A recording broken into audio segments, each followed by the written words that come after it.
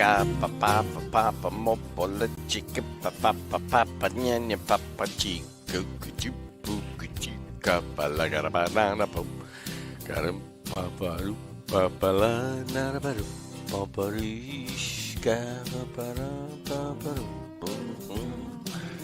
hey scared papa. It's not even 6 o'clock yet, is it? Hepalu paparis gavaru papara palagashgavum papalarum rajaji shajagavum papala. How about this? Oh man, take a look at my life. I'm a lot like you. How about this? Mama's got a squeeze box she wears on her chest, and when Daddy come home, he never get no rest, 'cause he's playing all night, and the music's all right. Mama's got a squeeze box, Daddy never sleeps at night. Big squeeze me. What you say? I said, squeeze me. Come on and squeeze like you do. I'm so in love with you. Mama's got a squeeze box. Daddy never sleeps at night. All right. So let's see how to give you papa papa menyaski fi pamuro nere lirisk fira pumo nere maska faparuda hama. All right. I think I'm live streaming on YouTube. But who knows, man? I'm just a fill-in host here. Hey, everybody, I'm Jim Dedelow, 6 o'clock in the Calumet region. And miracles never cease, baby. But here I am, and I am going to be here for a good portion of the morning, and then I got like a bunch of podcasts. So let's see how this works. Of course, I did the show here for Helemonosk. For Paruda Hama for 22 years, 22 years basically, And then I think I started in the afternoon for a year or two, and then I moved over to the morning. So I don't know, beats the Sam Hill out of me. Some of you probably would know better than me. Adahamska for Paruda Hama Molo Norashki Fimara Nyara Hapafi. All right, what about traffic? 294 around the city looks pretty good. 80 going east and west looks good. Bishop Ford is already starting to get bad on the backside of the steel bridge, but that's about it. Head up, holo, horo, horo, skifi. Now, who are these people? All right, I made a promise to myself and to my little finger that I was going to kind of follow some of the comments on YouTube, but I just got to answer one of them. It said, "Oh my God, like you're on time. This isn't right. This isn't. I mean, when was the last time Jed started the show at 6 o'clock? Here I am on time and working hard, on time and working hard." And you hurt my feelings. You hurt my feelings.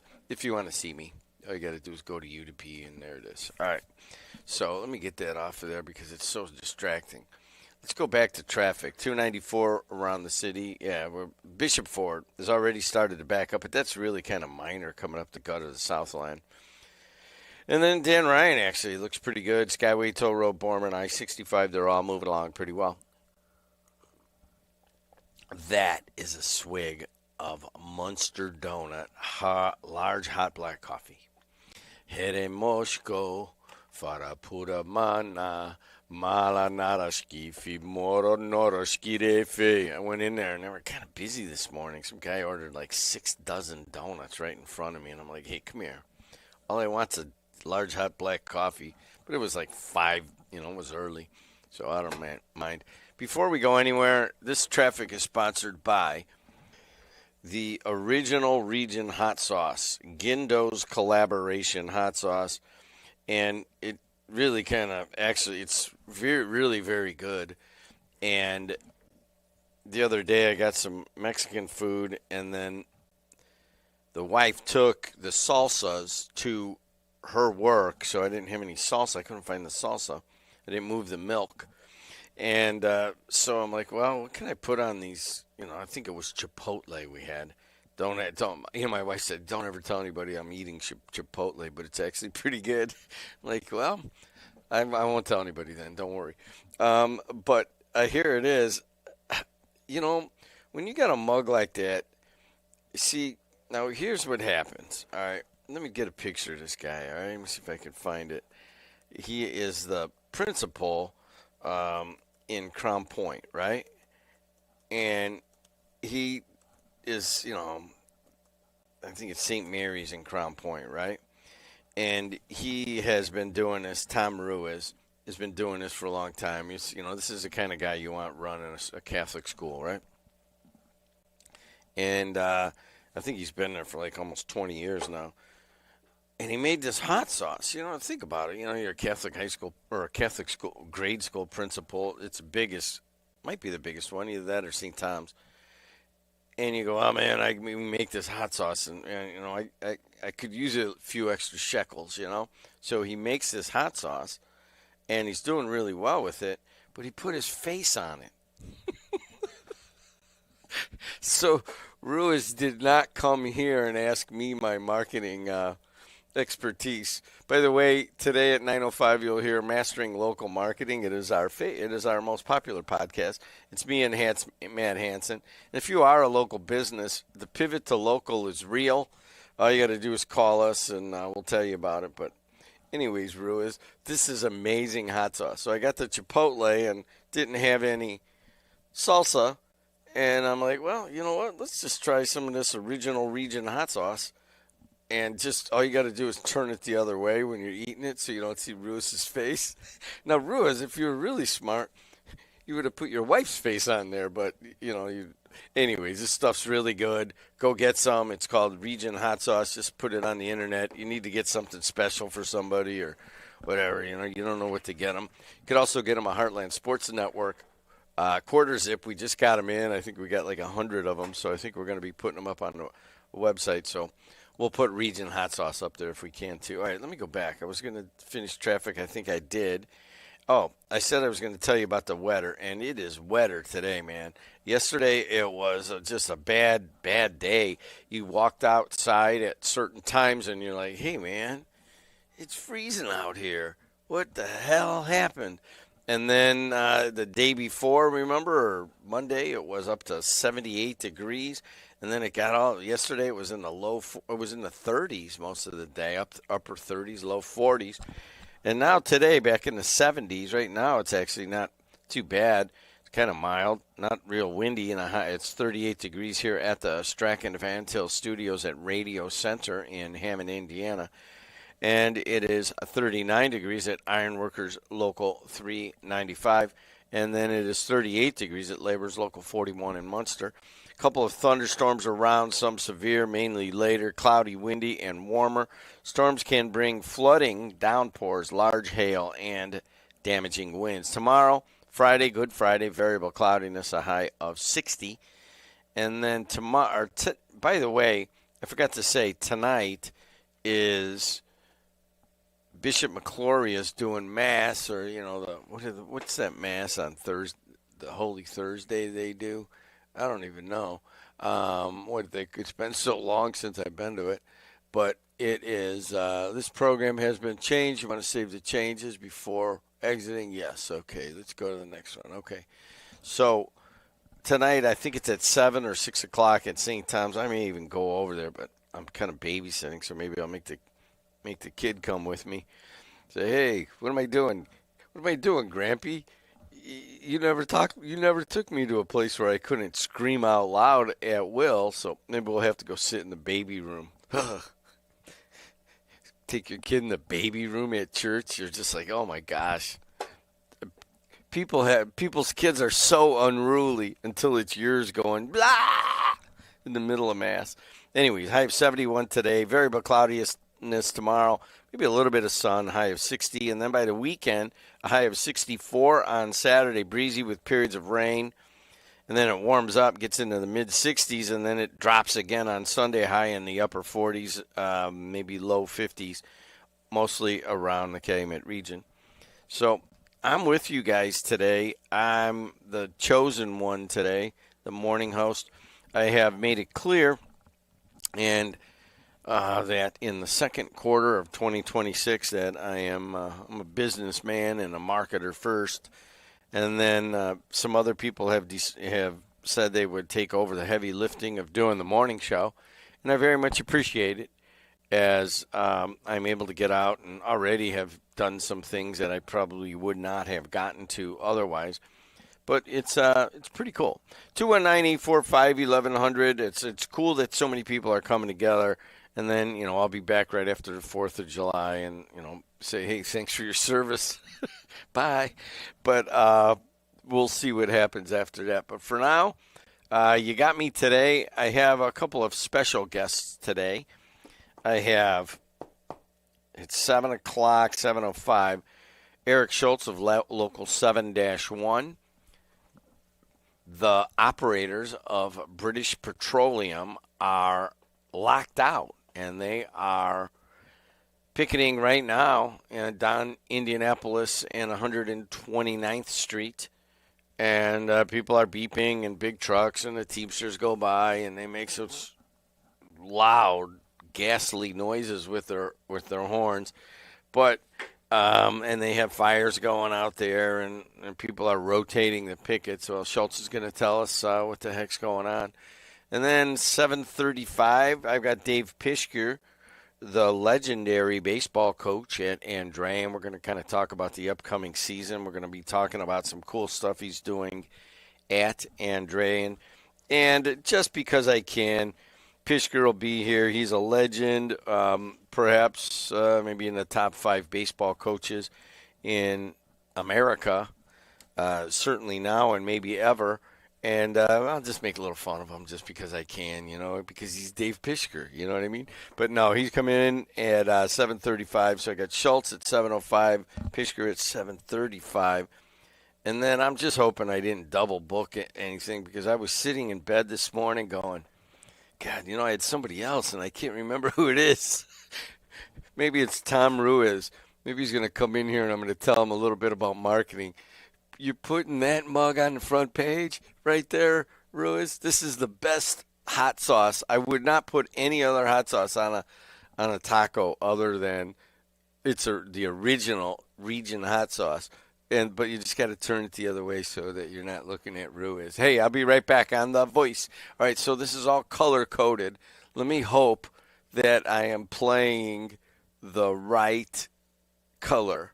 So this should be gold, and I should hit it, and we should hear from our good friends at Tech Credit Union. Tech Credit Union supports the essential role of union labor in building strong communities. That's why we offer hassle-free banking, financial empowerment, and a commitment to your success. Save for the future, handle life's challenges, and trust a partner that stands by hardworking union members. Tech Credit Union, the better option for you and your money. Visit techcu.org or call 800-276-8324. Tech Credit Union, supporting union families every step of the way. Summer's coming, and Deep River Water Park is taking applications for all positions. We have jobs both inside and out for all ages that offer great benefits. Free admission on your day off for you and a friend. Free uniforms, paid training, make new friends, flexible scheduling, and more. To apply, just go to deepriverwaterpark.com and you're on your way to a summer of rewarding fun. Deep River Water Park. It's simply splash-tastic. Plumbers Local 210 is building the future, and we're looking for service plumbers to join our team. Our training center invests nearly $500,000 every year to make sure our members are the best in the industry. From a 5-year apprenticeship and an associate degree at Ivy Tech to ongoing certifications in safety and new technology, our plumbers are trained for excellence. Every member is drug tested and licensed for your safety and peace of mind. When you need plumbing work done, make sure you ask for the license. It's your right to ask. Introducing Powers Health, a health system with a new name and a strong legacy of caring for families in our community. One with a tradition of advanced specialized services and a vision for the future. One with a commitment to medical excellence and compassionate care. Everything we do, everything we believe, powers health. Alla. Ha ha ha ha ha la mora skifi pi mara.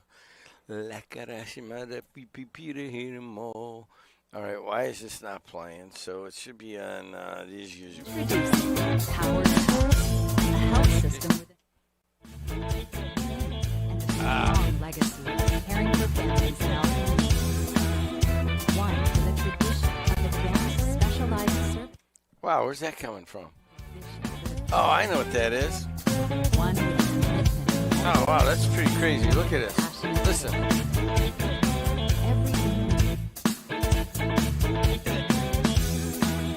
Na, na, na, na, na, na, na.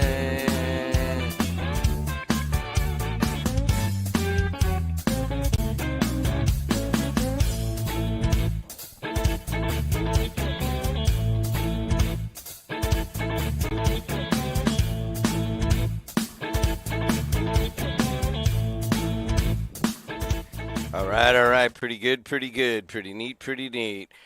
Coffee? Yes. Bagel? Yes. Laptop? Open, close it, open, close, open, close, open, close. YouTube? Yes, we're on YouTube. And I don't know how that worked, but we are. And I'm here. And I've got guests coming in, and Adriana has promised. She said, Dad, I'm really kind of worried that you're going to screw it all up, so I'm going to come in at 6:30 instead of 7. So I said, okay. A couple of thunderstorms around today. It sounds like it's raining. I went to the back to heat up my coffee, and I can't see it. And I can't see. We're kind of enclosed here by design behind Smith Chevrolet, and I can't see it, but I heard it, so it sounds like it's raining. A couple thunderstorms around, some severe. Mainly later, the severeness comes, though. Cloudy, windy, warmer. Storms can bring flooding downpours, large hail, and damaging winds. Tomorrow, high of 59, variable cloudiness. Should be a decent day on Good Friday. And then Saturday should get some rain again, breezy, and kind of, I don't know, gets into the mid-60s. And then Easter Sunday, mostly cloudy and cooler, and a high of about 50. So you guys got anything on your mind? I would like just to hear from you. I haven't talked to some of you in a long time. So all you got to do is call 219-845-1100, and let's see if the phones work. Hey, hello, is Jed there? Yeah, Jed is here. How you doing? What's going on? I dare you to try to go to Monster Donut and take the donuts away from those steel workers union with BPO, Amico. I've taken them donuts. And by the way, the last time I was there, the day before yesterday, there was about 400, 200 or 300 workers out there protest, with the strike. So you need to. You wasn't going to buy no more than 5 or 6 donuts anyway. So let them people have them donuts, okay? You get your donuts later. Who walks up right in front of you? There's only 2 people in the place, right? There's only 2 people in Munster Donut, right? Me and the other guy, and everybody's making donuts because it's kind of early, right? So I get up there, and there's me and the other guy, and all he has to do is say, hey, I'm going to get a lot. What are you going to do? And all I wanted was a coffee. So I have to wait for him to pack 6 dozen donuts before I get my hot coffee. And I was like, come on, man. That's okay. You got plenty of time on your hand. You just going to go work out every day anyway. So those people out there trying to fight for a decent wage, in terms of increases and a fair contract. That's what they're trying to do. And always, and I'm not kidding you. I went out there, like I said, 2 days ago, and those people were applauding me and appreciate it. I told them I'm a member of the Steelworkers, former member of the Steelworkers myself. Out of local 1010. You know where that is, Jed. I know John 1010. And Balanoff and yeah. Oh okay, God. Ron, 2 things about local 1010 and the Steelworkers. All right. First of all, you don't realize they call them radicals. They call them radicals. You don't realize that at the actual British Petroleum operators are actually steel workers now, even though they're making oil. They're steel workers now, right? Mm-hmm. And Sure. the the Steel Workers Union and Local 1010 has what, 850,000 members. Now, I didn't know this because I had a conversation with a woman by the name of Roxanne Brown. Do you know who that is?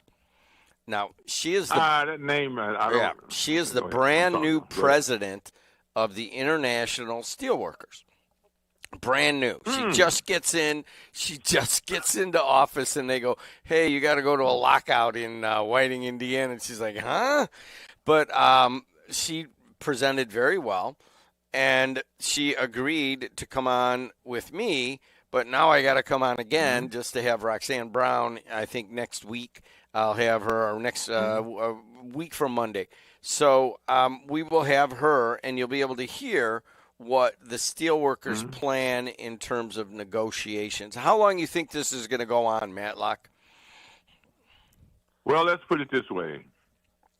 When they bring scabs in, explain to people what the scabs are. Well, I think the appropriate term is, I know what a scab is, and so do you. They're not a union worker, put it that way. All right, what do they say a scab is? A scab is a dried blood crust that forms over a wound. No. I'm sorry, that's a different kind of scab. A scab worker is a worker who crosses a picket line during a strike or lockout. And working for less, because that's what they be doing. They be working for less. And the union, good union people, they want a decent pension and everything, you know. And right now, like I say, you know what? I never, when I started to work at Inland Steel in 65, and I never was involved in a strike there. We had a no strike clause where they paid us not to strike. You know, you heard of no strike clause, you know. Well, I mean, there are unions there are unions now that have to go to work under maintenance agreements, and it's in a weird way, Ron. It's fortunate that British Petroleum's factory is still running, even though it might not, have the full, operators out there. Because did you hear Trump yesterday? He's going to hit Iran. Oh man, he was. Go ahead. Trump, let me just tell you something. What do you think him going before the Supreme Court? That was nothing but disrespect, and it was like, hey, I'm gonna come to look at you guys, and it was intimidation. That's how I termed that. It was intimidation. Him even showing and left because he didn't like what they were saying.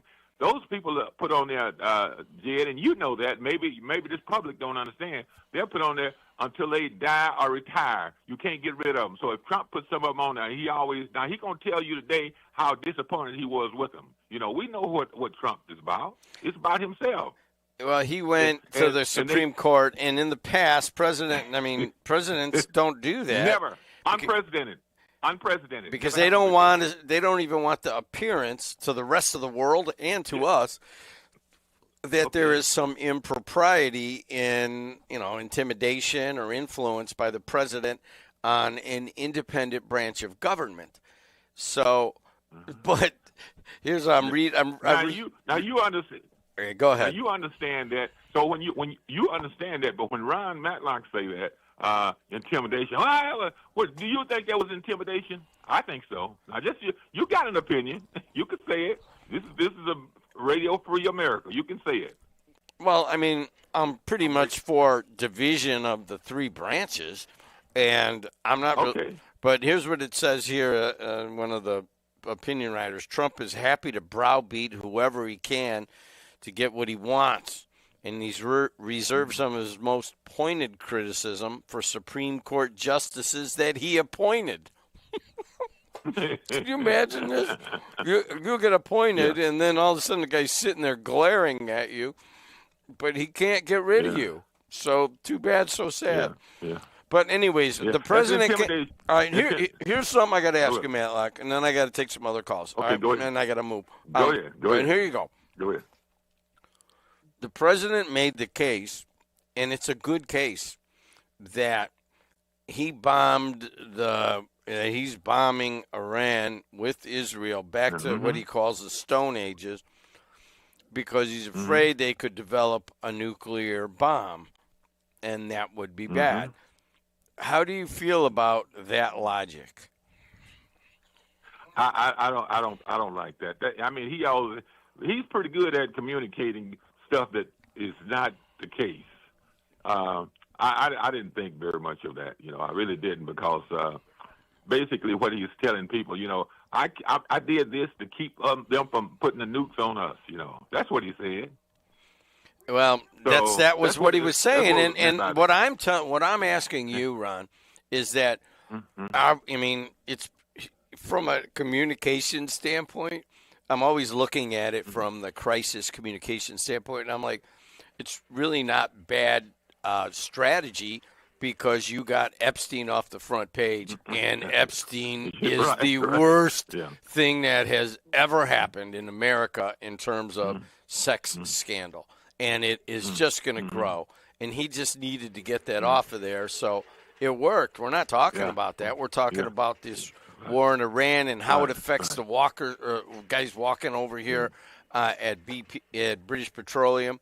So from a communication standpoint, it wasn't bad strategy. But I think he's in over his head. He's in over his head. And, you start a war, you don't know what's going to happen. Yeah. Now, let me just say this. The Supreme Court even also said that this is not your house.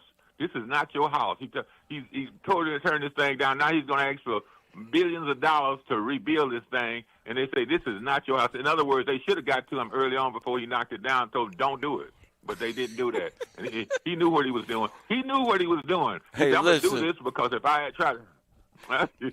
Matlock, here's the thing. Here's the thing. You and I have been talking. I've been doing this show now, I think, for 22 years, and I did it in the mid-'80s in the afternoons. I mean, you and I have been talking for a long time, but you got to go back before Trump, like, say, 2013 or 12, right? Okay, it was boring. Okay. It was boring every day. With Gloria Lynn and all those things. Yeah, but it was boring. It was no drama, Obama. Nothing going on. And then I was looking at the TV last night, and I'm like, there is so much going on and so much chaos that it's really, it's pretty easy to do a morning show. All you got to do is wake up and go, hey, Trump. And then there's, you got a morning show. When he's gone, now we're going to miss that aspect. Yeah, just let me say this, and we all. Barack Hussein Obama. Why does he go into his Muslim name? He never used that name. Hussein Obama. I don't know, man. I haven't seen him in 42 years. I mean, What do you think about him using that name? He was, when I was at Occidental College, and I was on the baseball team, and he was on the basketball team, that was Barry Obama.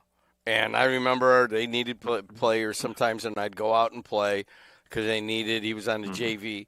And he was just a lanky, slow jump shot left-hander, nice guy. Yeah. And but he was Barry Obama. And then I see him on TV in 2002 running for Senate, and I'm like, that's Barry Obama. Now he's Barack Obama. So I don't know. I don't know what he did.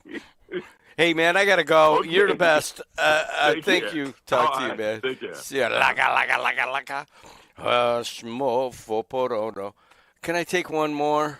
Come on, please. And then I'll move over there. Oh, Adrian is telling me what to do, and I just can't stand being told what to do. Yes, I can.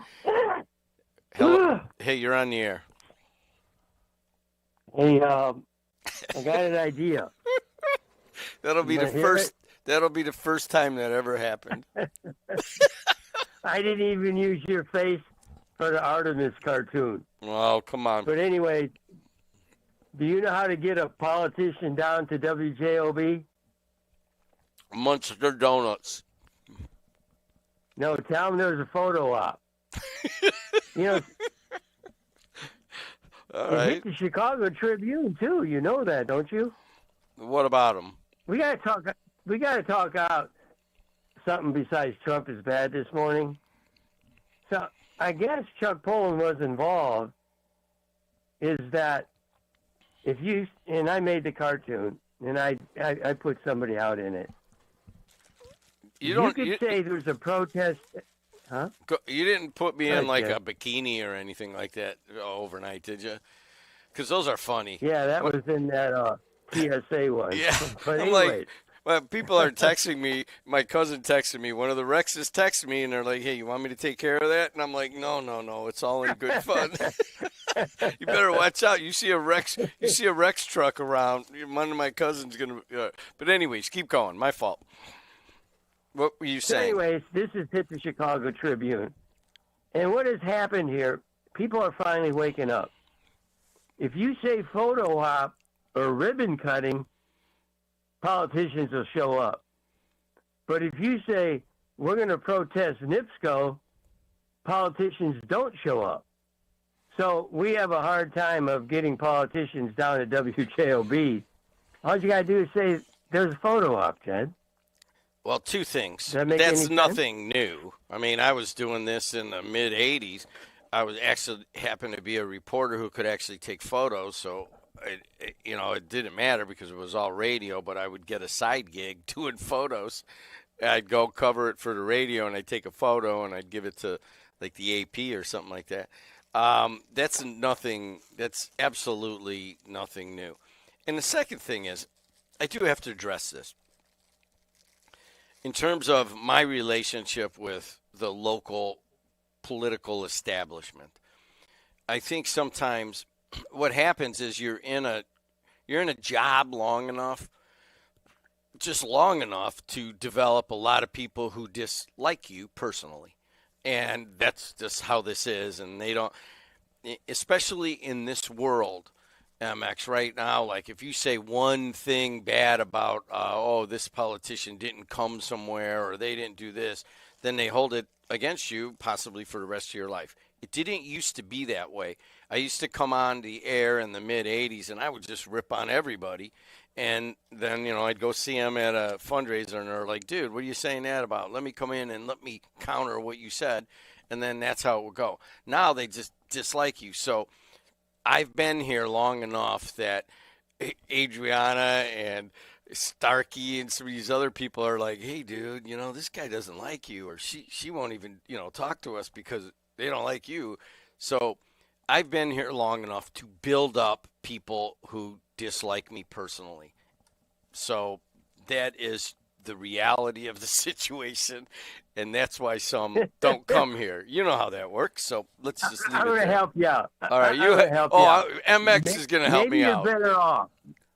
Maybe you're better off with those people that don't like you, not liking you, but not inviting you to the ribbon cutting is really difficult for me to understand. You supported the train, but I'm taking odds in MX cartoons. Hold on.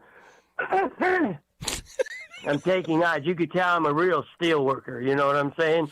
I cough once in a while. Oh. I didn't sit in the shanty and make coffee and talk about Trump derangement syndrome. But I'm taking odds on how long it takes before they break into that kiosk in Hammond. I got to let you go, Jed. I got a real life. I got to make cartoons. Oh, yeah, you do. And the moon you got a real life. Cheese. Right. The moon is made of cheese, Artemis, all that. Goodbye. Hey, that is an international motocross star. It's hard to, world kind of circles itself. And, Adriana's pacing back and forth. She's pacing back and forth, waiting for me to get out of this seat. And I'm the only person who gets to pace around here. But when my first cousins, I don't know, some of you might remember a guy named Carl Brown. He was on the St. John Town Council when they had, I don't know, back in the 80s or whatever. But his sons, Keith and Kevin Brown, went to Lake Central, and somebody's driving around like, dude, that's your cousin? And, we'd go out there, and they lived in St. John, and it was wide open when they first moved there. And I'd go out there, and I'd ride my uncle's motocross thing. And then he has these younger cousins, and one day he goes, "Hey man, take my little son for a ride on the motocross thing," and I'm riding it, and I get stuck, and then I have trouble getting up the hill and all that. So the little 6-year-old Keith or Kevin, little twins, one of them says, "Hey, Jimmy, let me drive." I might have been 13 and he was 6 or something.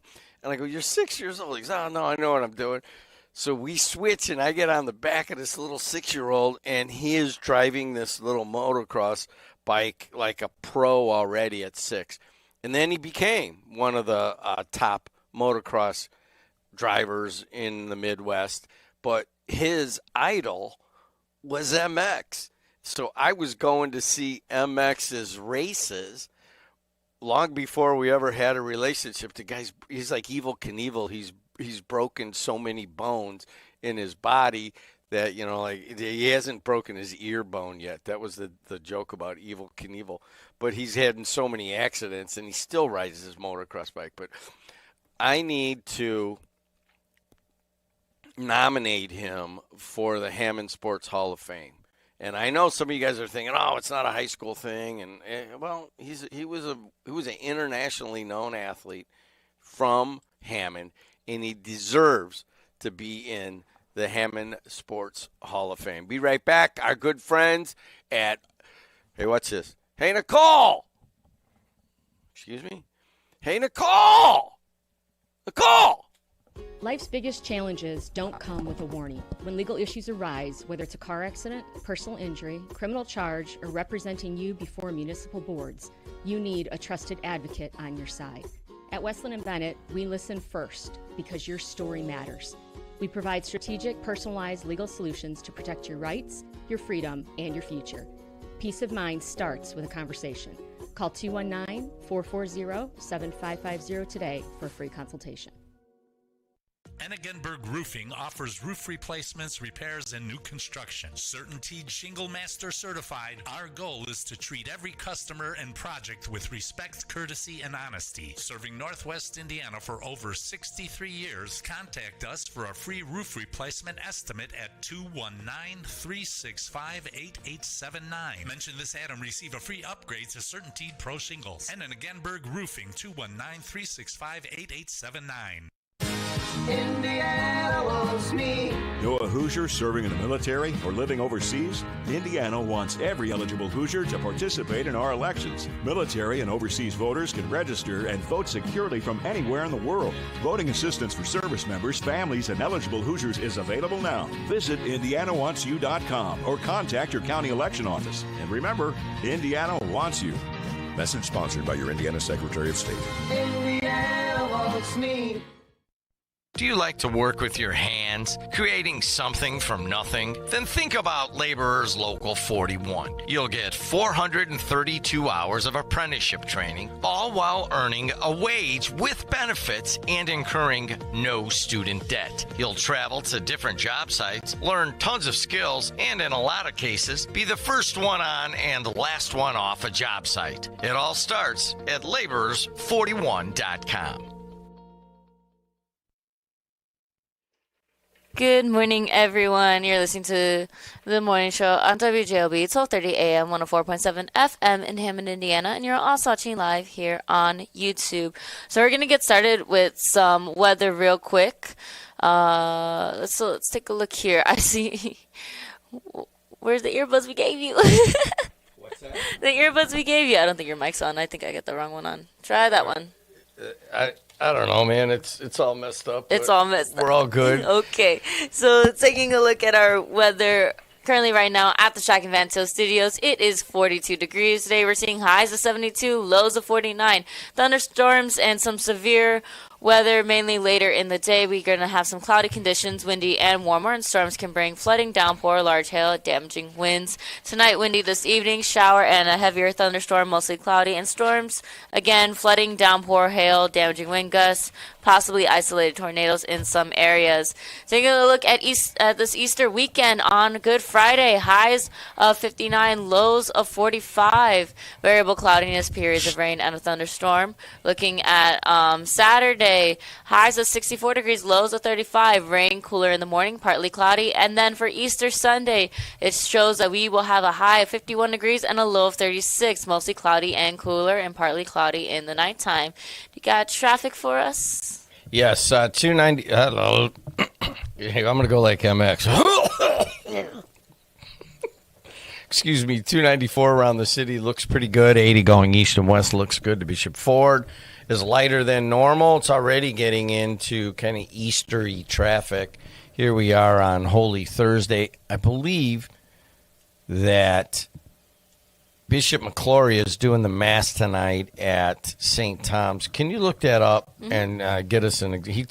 Bishop didn't know if it was at 6 or 7, but I don't know. I may go over there and just kind of see how he does, and you can too if you want to see the Bishop. And but the Dan Ryan looks really good. Skyway Toll Road, Borman I-65. It's already a Easter traffic, and here we are on Holy Thursday. Don't forget it's Track and Van Til right now. 7-Up, RC Canada Dry, all $4.99 each, and that is how many you got to buy. I don't know how many you got to buy. And then you also have red foil label spiral sliced ham, $1.49 with a digital coupon. That's easy to do. Get your digital savings with a smile. All you got to do is go through the store, get your phone out. They actually have pretty good internet in any of the stores that I've been, and you clip, like usually I get strawberries, and then the potatoes are on sale right now, $1.99 for a 5-pound bag with a digital coupon. But you do have to clip the digital coupon. And but anyways, in terms of this weekend, we also have some baseball games. We've had 2 baseball games on, and you can watch those on the Heartland Sports Network. And then later today, I will be hosting our most popular podcast. It's called Mastering Local Marketing. He hit 1,000 downloads last month. So it's kind of cool. What it does is it's education for you as a small to medium-sized business owner, or if you're in a marketing department, or you just like listening to local people. But Matt Hansen's, in the top dozen or so of local marketers in America, and he just happened to be here at PNW, and he just happens to advise us also. And if it looks like our marketing has gotten way better, that's because of Hansen. And so we talk about whatever the issues are. I looked at it today. I think he has a guest, some, famous marketer now that studied under him or something.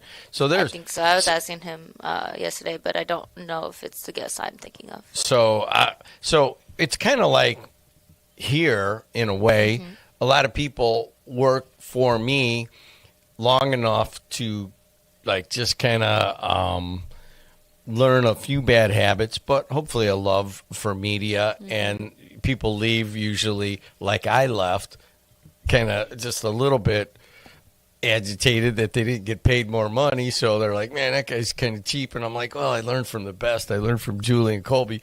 And then they go on to great careers.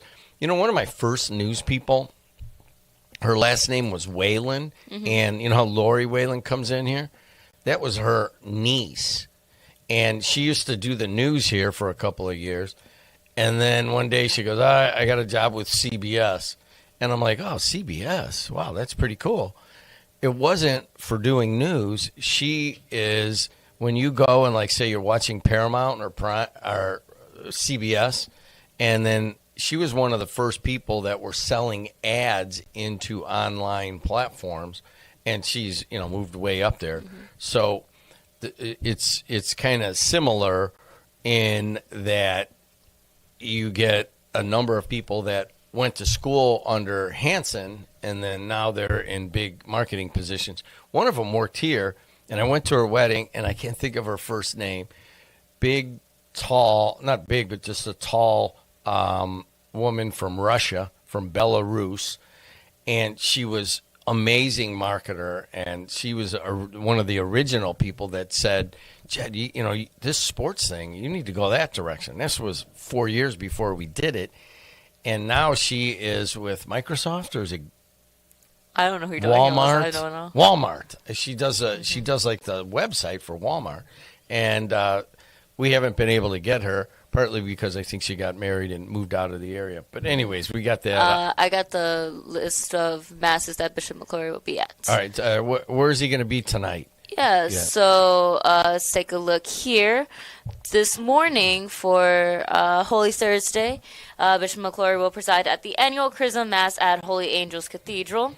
Later on tonight, he will be at St. Thomas More in Munster at 7 p.m., and that is for recall the events. So that's 7 o'clock tonight. All right, yes. That'll be cool. Recall the events of the Last Supper.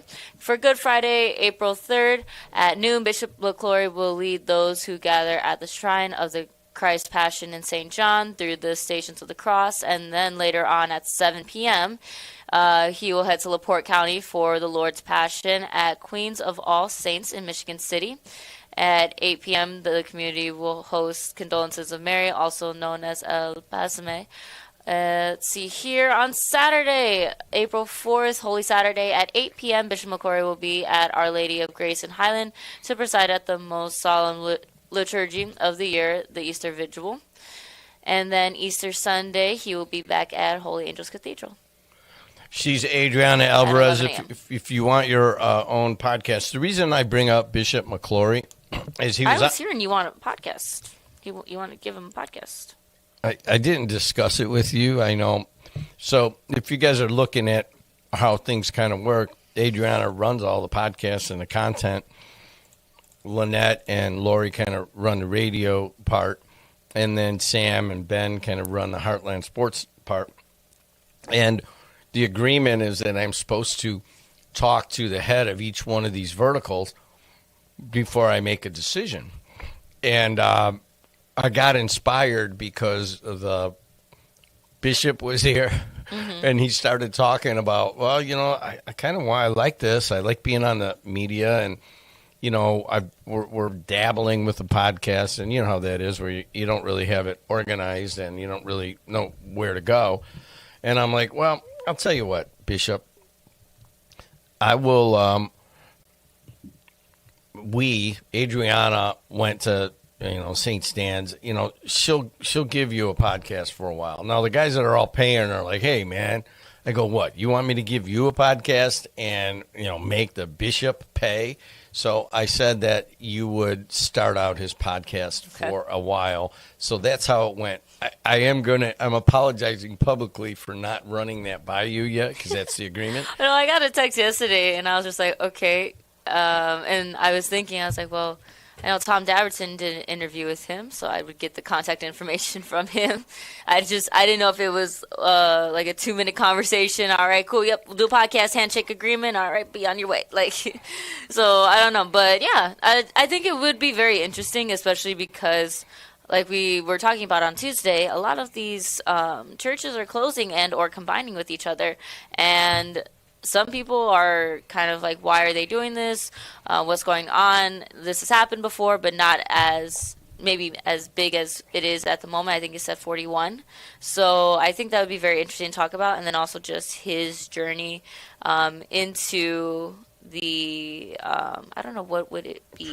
Priesthood, yeah. Yeah, I mean, he was very well spoken. And, by the way, I love our friends at Strack and Van Til. I'm trying to read the front page of the e-edition for the Times.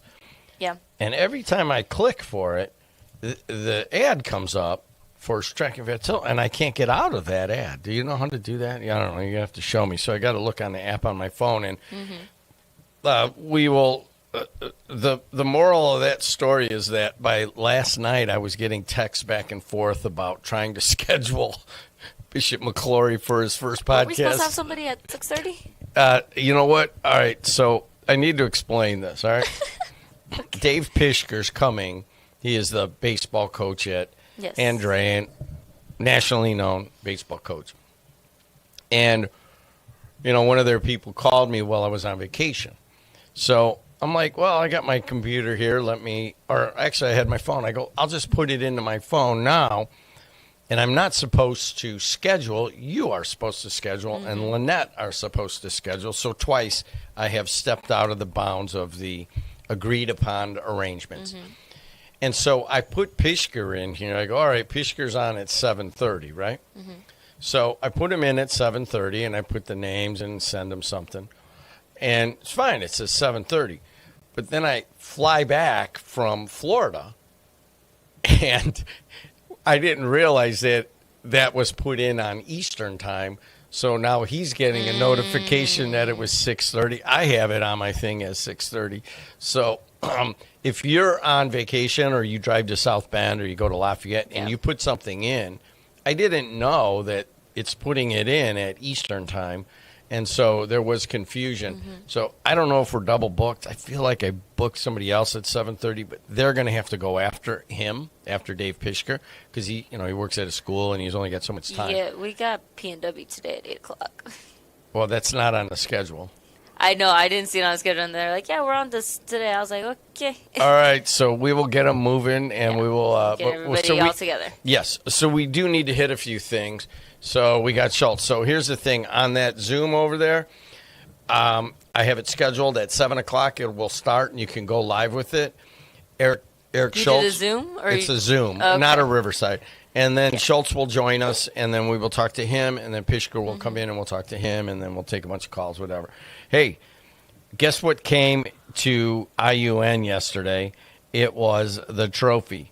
And the tour made a stop at IU Northwest's Moraine Student Center yesterday afternoon, Tuesday afternoon, bringing along the Old Oaken Bucket Trophy, the Big Ten Championship Trophy, the Rose Bowl Trophy, the Peach Bowl Trophy, the AFCA Crystal Ball National Championship Trophy, the College Football Playoff National Championship Trophy, and the Heisman Trophy.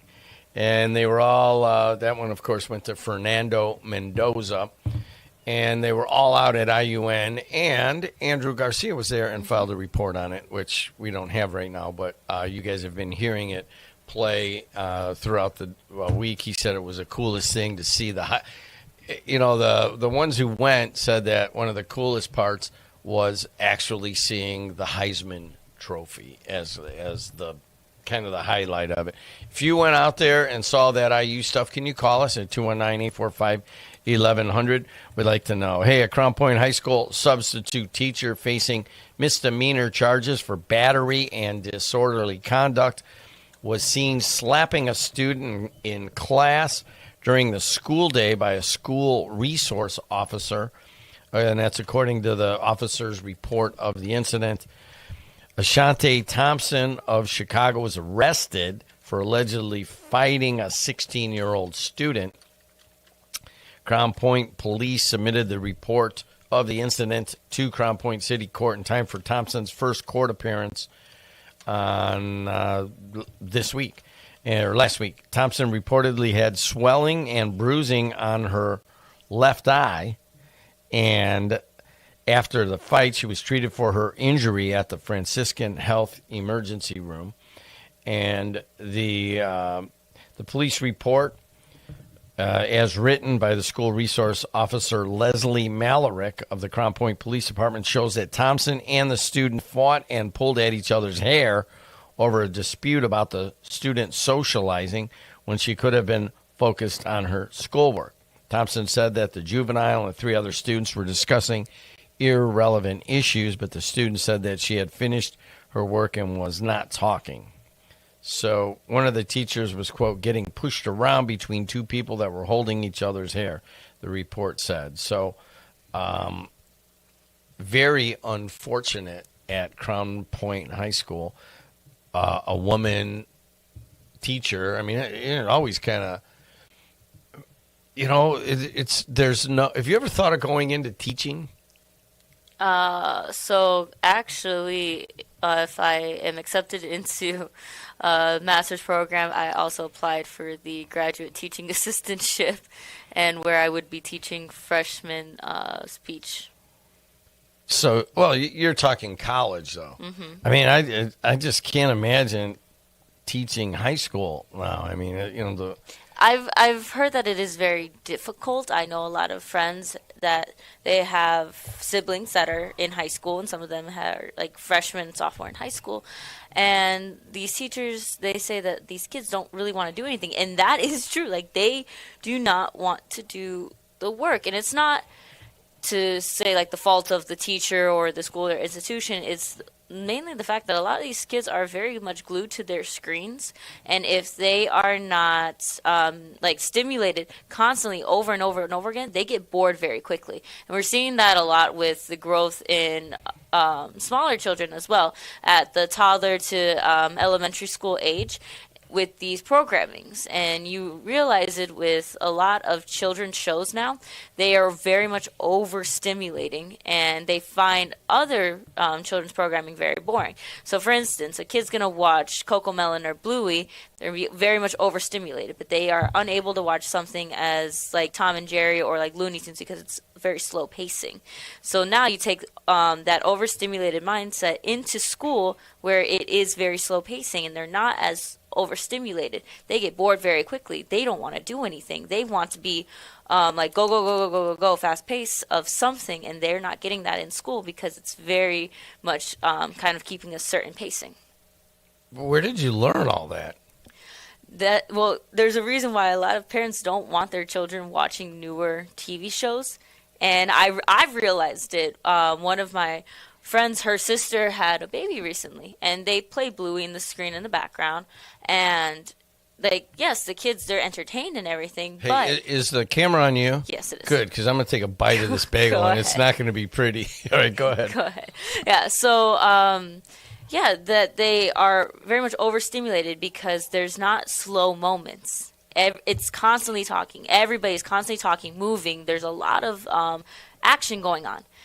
Take a look at kind of older cartoons like Tom and Jerry, the older Looney Tunes, and they don't have that overstimulating aspect. There's moments where they don't even talk, and well, that's the point of in the old ones, right? Yeah, they don't talk, and it's a lot of music, and it's not very fast paced. You know what? I'm going to take the other side of that because, like, I have my 1-year-old grandson, and he's just kind of just all boy, and he won't stop. And every once in a while, I'm like, hey, dude, I've been playing with you for like an hour now, and we have ripped apart my house. Why don't we sit down and watch something, right? So I let him watch two things, Cocomelon and Paw Patrol and all that. Maybe it's something about it. Like, I'll go and do the dishes, and he'll have Paw Patrol on, and it's just total spaceships and overload. Yeah, and maybe I should go to some of the older stuff. But here's what I put on for the kid. I put on old rock videos, and he loves them. Yeah. Especially, he has two favorite songs. What are those? Mama's Got a Squeeze Box. I play. Okay. He'll wake up and he'll go, "Where's Grampy?" All right, in and out, and that's what they say. And I know it might be taken as inappropriate, but he's 1 year old. He doesn't even know that. And then the other one is Werewolves of London, and he'll come in and he goes, "Woo!" Warren Zevon. Now, we're into it, and we'll do Squeeze Box by Sheryl Crow, and then we'll do Warren Zevon with the Werewolves of London.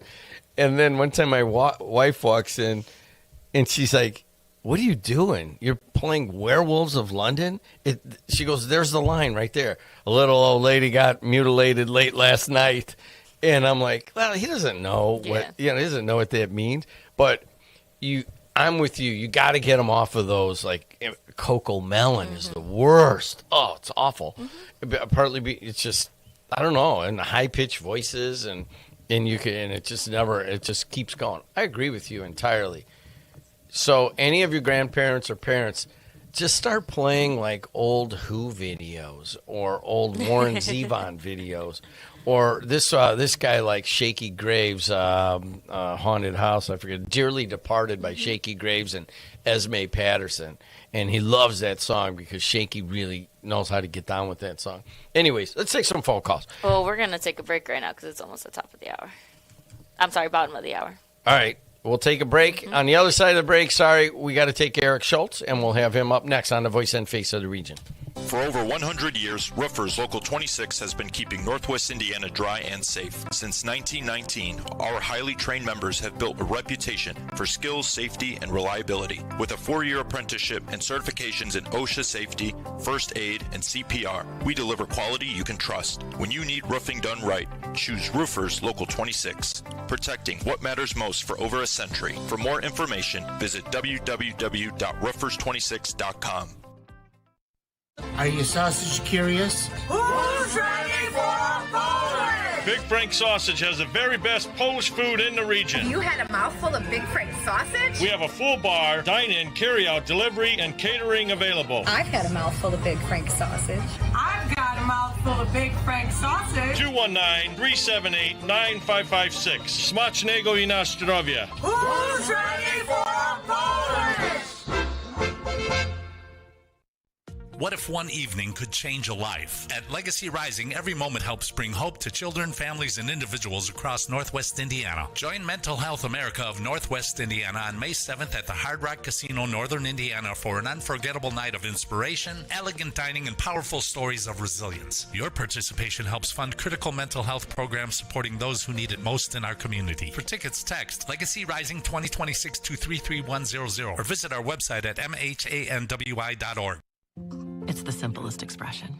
The smallest thing that changes everything. A smile. So easy. A smile lights it up. Apologizes. And welcomes unconditionally. Because the shortest distance between two people is a smile. Thank you. Strachan Van Til, where making life easier starts with a smile. IBEW Local 697 electrical contractors bring the highest standard of electrical work to Lake County homes, schools, and businesses. From everyday fixes to once-in-a-lifetime builds, we don't just get the job done, we get it done right and up to the highest safety standards. When you need electrical work, hire the professionals who power Indiana. Powering Indiana, Lake County, bringing excellence to the job, creating a brighter future for our community.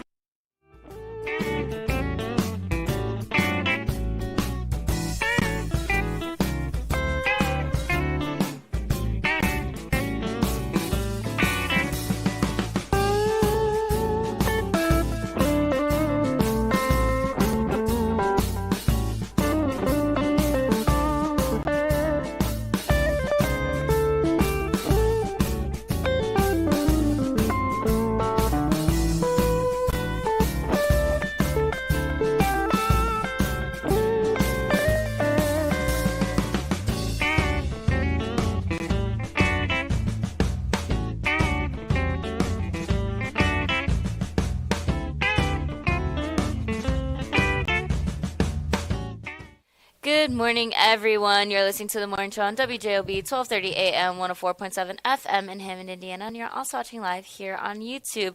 We're going to do a quick weather and traffic update. Currently, right now, at the Track and Van Til Studios, it is 42 degrees. Today, we are seeing highs of 72, lows of 49, a couple of thunderstorms, and today we're going to see some flooding, downpour, and possibly large hail and damaging winds for the rest of the day into the evening. For Friday, highs of 59 degrees, lows of 45, variable cloudiness, periods of rain, and a thunderstorm in some spots later on in the nighttime. Saturday, highs of 64 degrees, lows of 35, rain, cooler in the morning, and partly cloudy. And then for Easter Sunday, highs of 51 degrees, lows of 36 degrees, mostly cloudy and cooler, and partly cloudy in the nighttime. How's traffic looking? Let's take a look at traffic. 294 around the city looks pretty good. 80 going east and west looks good. The Bishop Ford up the gut of the Southland has gotten a little bit dicey because of an accident, and that is actually it's a disabled vehicle in the left lane right around 91st Street. So stay over to the right, but don't go to the locals. And kind of the right of the, well, there's no locals there, but stay over to the right, and you should be way better off than being on the left. Once you get past that, the Dan Ryan looks fine. Skyway Toll Road, Borman, I-65 are all moving along pretty well. And my name's Jim Dedelow, and I am the morning host here for 22 years or off and on, and I am filling in today on a Thursday, and I am honored to bring in the head of Local 7-1 of the Steelworkers Union. They represent the oil workers and the oil operators and some other areas out at British Petroleum in Whiting. There's probably about 100 of them right now that are out there picketing along Indianapolis Boulevard. Hi, Eric. How are you? Hey, good morning, Jim. How are you doing? I'm doing okay. Thanks for Zooming in. You are actually my first Zoom guest, and this is how we're going to do it going forward. So I appreciate you going to your office rather than coming here, although I would have appreciated a coffee. That would have been nice. Eric, very serious times right now. You guys, your union, Local 7-1, right outside the gates there of British Petroleum, has been locked out. Why? Well, Jim, we began, kind of back up a little bit, we began bargaining at the beginning of January. The company proposed basically sweeping changes from cover to cover of our contract book. The net effects of their proposals would have been the elimination of over 200 union jobs, would have been wage reductions across most job classifications, elimination of bargaining rights, elimination of seniority rights, layoff rights. So obviously it was proposals that there was very little chance that our membership was going to have an appetite for, but we continued to bargain for several months with British Petroleum, trying to work through a way, trying to find a path to an agreement that would work. But it became apparent pretty early on that the company really wasn't there to bargain.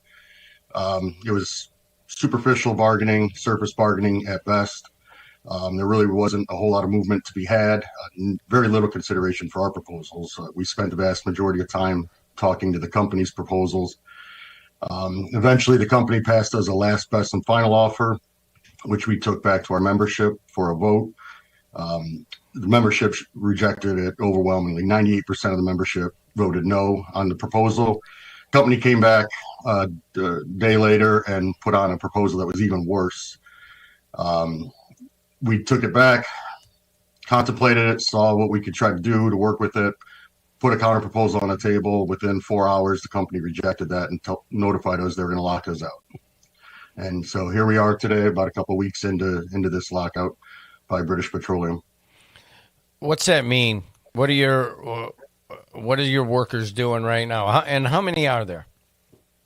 We represent a little over 800 workers inside the refinery. We have some other bargaining units as well, but the workers that are currently locked out is about 800 workers. So let's talk numbers for a second before we move on to that. So how many was it 15 years ago? How many people represented by this union 10 years ago? Between 11 and 1,200 workers total. In our local, there was over 1,100 that were on strike in 2015. So you had 1,100 to 1,200. You're now at 800, and you're saying you would lose up to 200 jobs if you basically just went in and took this contract. So you'd be in the 600 range, or basically right around half of what it was 10 years ago. To give our listeners just, you're the man at the fulcrum here. What is it that you think British Petroleum is trying to do to your union? I mean, this is clearly just an attempt to crush the union here. Typically bargaining, both parties are going to have some issues that are very important to them and some other issues that are nice to haves, but there's usually room to work. The proposals that the company put on the table, if we were to accept the initial proposal or the last proposal, we would have lost so much of our bargaining strength, so much of our rights inside the workplace, lost wages. lost membership, that it would mean pretty much the eventual destruction of our union. So we'll come back to the people on the line right now, but from what I get from looking on it, I mean, there's often pattern bargaining in the oil industry, and basically the other large oil companies settled with the unions, but British Petroleum has not settled with you, and in a weird way, it's kind of, instead of a wildcat strike, it's more like a wildcat lockout. And it kind of set themselves up, I guess, independently of the other large oil companies. What do you make of that? You're not included in pattern bargaining right now.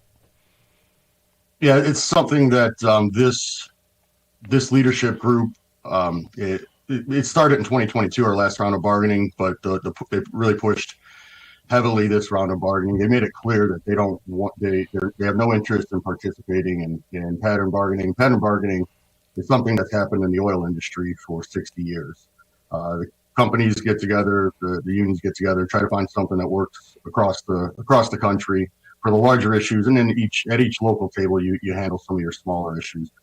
British Petroleum's clear that they're no longer a part of the Oil Council, which is the group of oil companies, corporations that get together, and we've heard from our peers in the industry, from other companies, that it's actually British Petroleum was kicked out of the Oil Council because of their behavior. So the companies didn't even want them to be a part of it anymore. So here we stand. We've now got a leadership group that doesn't want to participate in pattern bargaining. They've proposed a 6-year contract when companies across the country and locals agreed to a 4-year contract. So their intent is to get us out of oil bargaining, national pattern, and keep us out. So surprisingly, Governor Braun came out 2 days ago, and I got the text from about 3 different sources, and I'm like, this can't be right. And then I contacted Griffin Reed, who is Braun's press guy, and he's like, yeah, we're going to go out and we're going to stand with the workers in front of British Petroleum on Indianapolis Boulevard. And I had to see it myself, so I went out there, and everybody sent cameras, but they couldn't send that many journalists, so I wound up asking them a lot of the questions. I'm like, basically, what in the Sam Hill? I mean, you're not known to be, a massive, organized labor supporter, and yet there he was, taking, kissing babies that were out there and taking pictures and telling the guys to hold strong. What did you make of Braun's appearance and support for you guys? Well, at its simplest level, the conversation that I had with Governor Braun, he flat out stated that what's right is right and what's wrong is wrong. So this wasn't a matter of politics. This lockout is not a matter of left versus right, political ideologies. He believes that this is bad for 800 Hoosier families that are put out in the street without a job right now. This is bad for the local economy, the state economy. We're seeing gas prices locally rise above faster than national rates. And we're seeing a lot of out-of-state license plates coming in here, working, taking that money home. So to the governor, this is not a political issue. This is not right what British Petroleum is doing, and he was urging the company to end the lockout and get back to the table and bargain in good faith. Well, and we welcome that support. Obviously, we don't see eye to eye on a lot of labor issues, but this is something that if he's here to support us, we'll gladly accept his support. Governor was it kind of overshadowed his appearance that day for the groundbreaking of the South Shore line, and we asked the journalists asked Dan Card and me and the guy from Cranes, like, dude, you seem pretty dedicated to supporting the workers here. Would you be willing to get involved in negotiations? And typical elected leader, he kind of parried away the question, but he didn't. I was like, you could just tell by somebody's.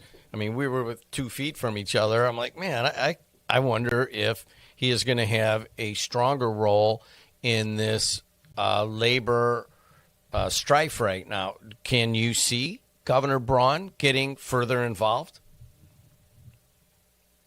Can I see it? Yes. Do I encourage it? Yes. Do I think it's likely? I don't know. We'll see. We're going to continue to work with the governor's office and see what kind of work he's actually willing to lend to help end this lockout and get the parties back to the table. I mean, everyone's aware.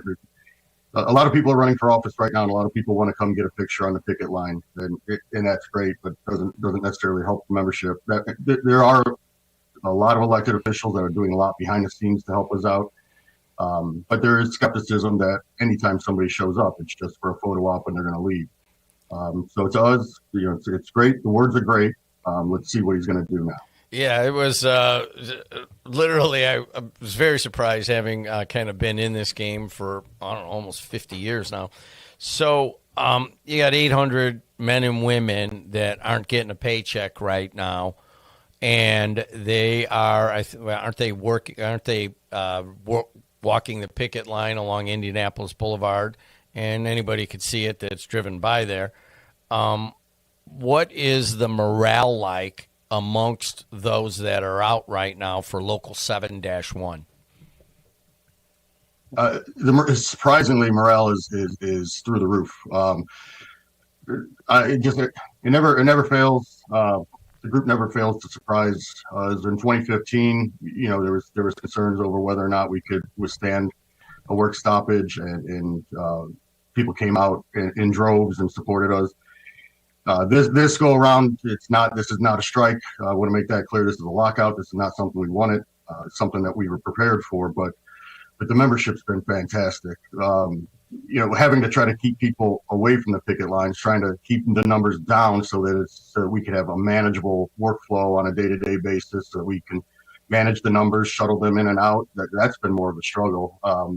There's been more frustration that we're not allowing hundreds of people out at a time. So the membership's been great.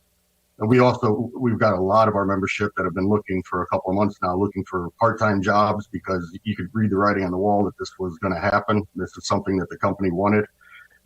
They were hell-bent on getting us out one way or another. So we have a lot of members that have been applying for, already started other positions. So membership morale's high. I do have a concern that a lot of these members that go find temporary jobs are just going to stay out and never come back because of the way British Petroleum's treating us. The question that Andrew Garcia, our own reporter, has asked basically every time there's been a press release. I think he's well aware of how it works in there. I worked in there as a laborer, and that was a long time ago. And anybody asks me where's the most dangerous place in America, I'm like, hey, man, it's working next to the cat cracker out at British Petroleum. And I still believe that. And every time I drive by there, it's like, oh, my gosh, that thing is like right there. But you guys work in there on a regular basis. I don't think, people aren't able to take tours or anything anymore. But it is valve after valve, burning oil and getting it to different levels of and sending it in different places, massive pipelines and so forth inside the British Petroleum plant. What is your level, you personally, your level of concern about other people who have not been there for 20, 30 years running that plant? Me personally, I'm highly concerned. We all have friends that are locked in, right? There's not many families in Northwest Indiana that doesn't know somebody that's locked out and somebody that's locked in. The refinery is a difficult place to run when you have the 800 men and women that are currently in the street. When they're in there, it's a difficult place to run. I mean, Jim, your station's covered it. We had a major flooding event that sent the refinery in a tailspin last year that caused a lot of damage. It was very difficult to control. We ended up having to evacuate the entire site. The year before, we had a major power outage that, again, we had to evacuate the entire site.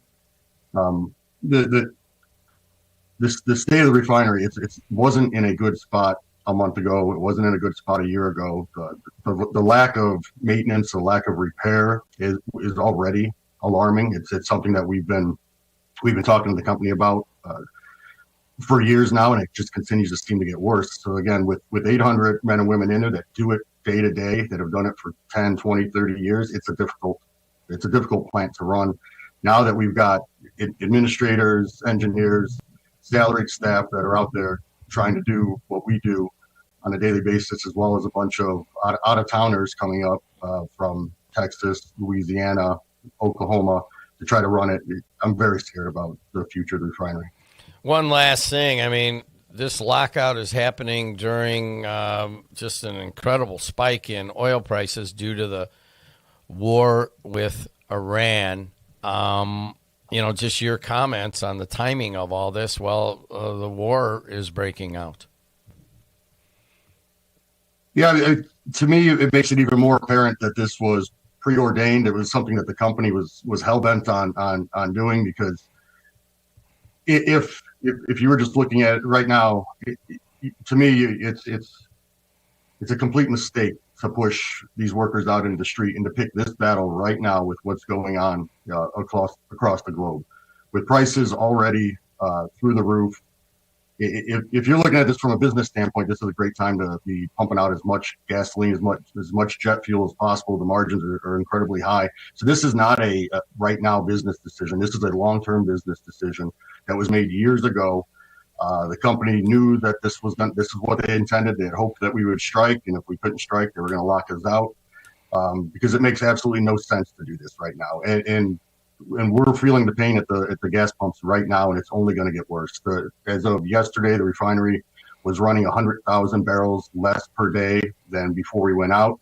And with the weather that we've got right now, it's causing additional problems. I expect we're going to be slumped even further by the end of today. So just if you haven't filled your car up, you might want to do it now, because prices are going to continue to escalate. Anything else you want to say to the workers? It's to the workers. They know how I feel, right? We talk. It's to the community. It's more of a thank you. The amount of support that we've gotten has been amazing.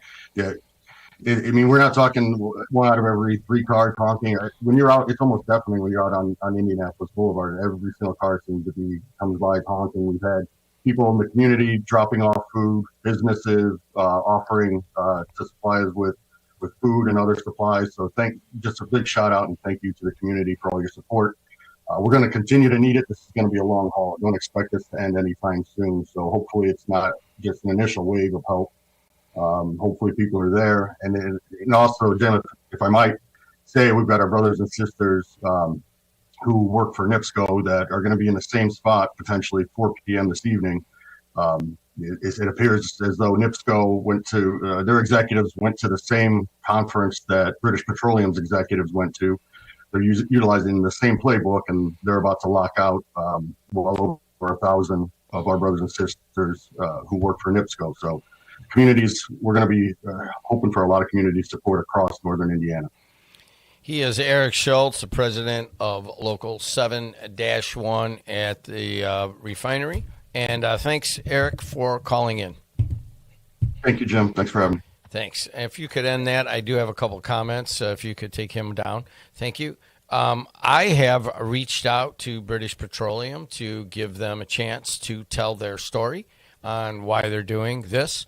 And I have done it several times and have not received a response. And, I'm fair. Everybody knows that. I've been doing this for 40 years, built up a reputation that if you want to tell your story, this is where you do it. And so to British Petroleum, that invitation still stands, and we would go probably about the same amount of time as we just did with Eric Schultz of Local 7-1. I think he's probably waiting outside out there, but Dave Pishker's up next on the voice and face of the region. It's the simplest expression. The smallest thing that changes everything. A smile. So easy. A smile lights it up. Apologizes. And welcomes unconditionally. Because the shortest distance between two people is a smile. Thank you. Strachan Van Til, where making life easier starts with a smile. Ogren Insurance, Hammond's oldest family-owned independent insurance agency, now in its third generation providing clients in the Chicago area with products from quality insurance companies to handle your every need. Regardless of driving history, Ogren Insurance can find the right coverage for you at competitive prices. To learn more about the insurance solutions and services we offer throughout Indiana, Illinois, and Michigan, call 219-933-0076 or visit our website, ogreninsurance.com. We're located at 6929 Homan Avenue in Hammond, Indiana. Do business locally with someone you know and trust. When your home needs help, the last thing you need is a faceless corporation or sales-driven franchise. At Myers Companies, we've been proudly local since 1951, born and raised right here in Northwest Indiana. We're family-owned and operated, built on trust, hard work, and integrity. And because we're family, we treat you like family. Your comfort and safety always come first. For HVAC, plumbing, and electrical done right, choose Myers Companies. Local, family-owned, here for your family. For a fast and friendly car wash, go to Easy Clean Car Wash. Open 7 days a week in 4 convenient locations: Highland, Griffith, Cherville, and Lansing. Free vacuuming, air freshener, and a towel with every wash. It's fast, safe, and gentle. For more information and hours of all our locations, visit myeasyclean.com. Also, see how you can wash your car daily with our $10 Ultimate Wash for only $19.99 per month. Give your car the best clean at Easy Clean Car Wash.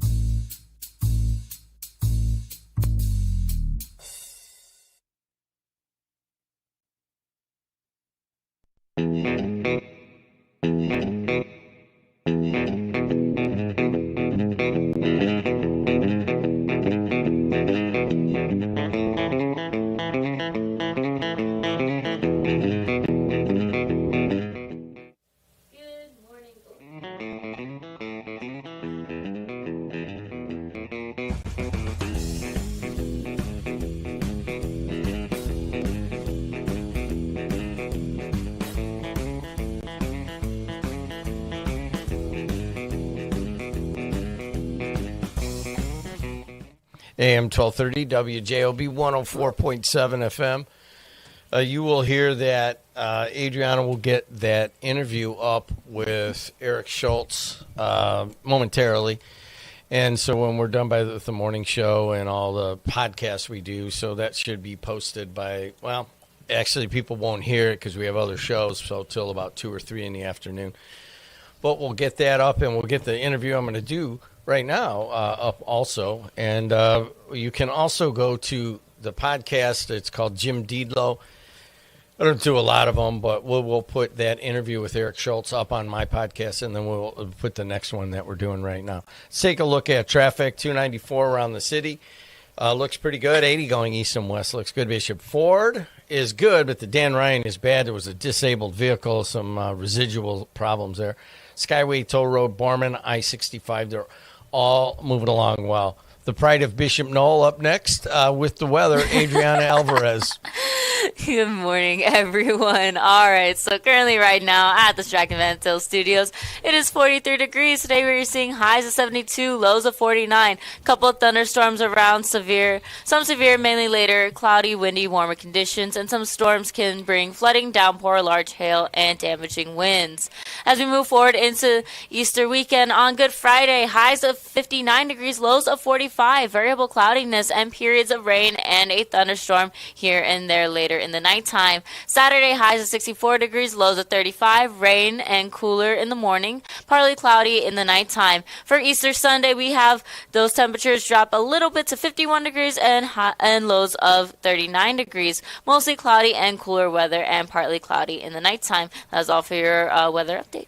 And let's take a look at what our Heartland Sports Network broadcast streaming schedule. This changes by the minute. We also have an agreement to run a number of these games now on the Times Facebook page, so you just kind of got to watch. But we were supposed to have Lake Central at Lowell. I don't know if we had that last night, but we did? Yes. Okay, we had that one on. Cool. I went out and had lunch with those guys and then never heard anything. But we'll be at the Steel Yard on Monday. Now, here's the problem at the Steel Yard is that they're doing a lot of construction, so they're moving the guys out to down the baseline a little bit into a suite, and but they're still going to be able to do it. I know somebody had asked me, said, dude, I just drove by there. The thing's all ripped up. Yeah, no, they're still going to be able to do the game. And I think it's Griffith and Morton at the Steel Yard on Monday, and that'll be baseball. And then on Tuesday, we'll do some softball. It's Kankakee Valley at Lowell in softball. You get further into the week, you get a big game on Wednesday, April 8th of next week, and that will be the Bishop Knoll Warriors at Andrean. I'm sorry, that is in volleyball. Is that right? Yeah, that's volleyball. That is not baseball. My fault. And all you got to do is go to heartlandsportsnet.com, and you'll be able to see the schedule. Dave Pishker is with us. Coach, how are you? Good this morning. Go ahead and talk into that. And can you adjust that? And is that the right one? That is the correct one. Thanks for inviting me. Hey, no problem. I'm going to move you here, and you got to get right on top of this baby. There you go. We got a brand new. I'm not a big fan of this. You and I have been doing this so long. We're used to the headsets where you don't have to worry about it. Now it's like all professional and stuff. So big time now, huh? We're not as big time as you. Oh my gosh. Okay. Here we go. You know, some of my better people that I hang out with are like Brian Jennings, Sam Michael, Sal Aguilar, and I've known the kid since he was a little kid. I was good friends with his dad. They're legend. You know, Sam's brand new, but they're well known in the baseball community. I'm pretty sure that when Brian Jennings was coaching and when Sal was coaching and when Sam coaches now, they go to bed at night and one of the last things they think about is how they're going to beat Dave Pishker and Andrea in baseball. How's it make you feel? I don't know. First of all, I don't think that's true. Wait, it's my show. Okay. It doesn't have to be true. Okay. Doesn't matter. I don't know. It's taken a long time. It just didn't happen. I've been here, gosh, I hate to say this, 45 years. 45 years, and in those 45 years, there's a lot of things that have changed at Andrean, and specifically in baseball. And it wasn't always roses out there. I mean, we had some difficult times. We had some growing pains that we had to go through, and you stuck through it and you persevered. And you know, we're in a good spot right now, but we can get better. So, how many wins do you have now? You don't know the exact number, but give me within 10. I don't know. 1150? Yeah, I remember when I did your 900th win, and then we did your 1,000th win. And I think Ochi called me, and he's like, you want to do the 1,100th win? I go, yeah, it's getting kind of old. He just keeps winning all these things. But I did want you to come in today because, you know, I'm a huge admirer of what you have built in this, like, incredibly efficient machine at Andrean, one of the most efficient machines, and that just continues to rebuild in America at the high school baseball level. And you just keep going. Well, thanks for the kind words. I don't know how true those are, but it's your show again, right? First of all, it is my show, and you know we go with like 95% true. Okay. If it's 95, it has reached critical mass. Before we talk, you know, we're going to talk about some of the things going on now. I just am curious. I did a podcast with a guy named Bob Grand, a college basketball player at the top level of fundraising politics in America. And I did it with Cow Guy, top level of financial. He's on national shows. And they're concerned about the youth of today and, you know, not being able to, you know, follow orders or to deal with loss and to deal with trauma and that is kind of filtered into the athletics. They were both, and me too, former college athletes. And you have a lot you lose. You get benched, and you get things happen. You get an injury, and their concern is that people, the kids that are in today, are not as equipped mentally to deal with the setbacks that are inherent in high-level competition. Do you see that? Don't you just transfer then? Don't you go to the portal? Oh, listen. You know that within 2 years I'm going to be taking your players and putting them on ads, and they're going to be getting paid. I mean, I can't stop that, by the way, just so you know. No, it is. It's a different world we live in. It is, obviously I'm quite older than all them, but I think upon myself growing up and playing 15 Little League games a year, and your season is done, but going on to something else and something else and something else, and now they're playing 75 games a summer and no less baseball than what we did during our 15 games.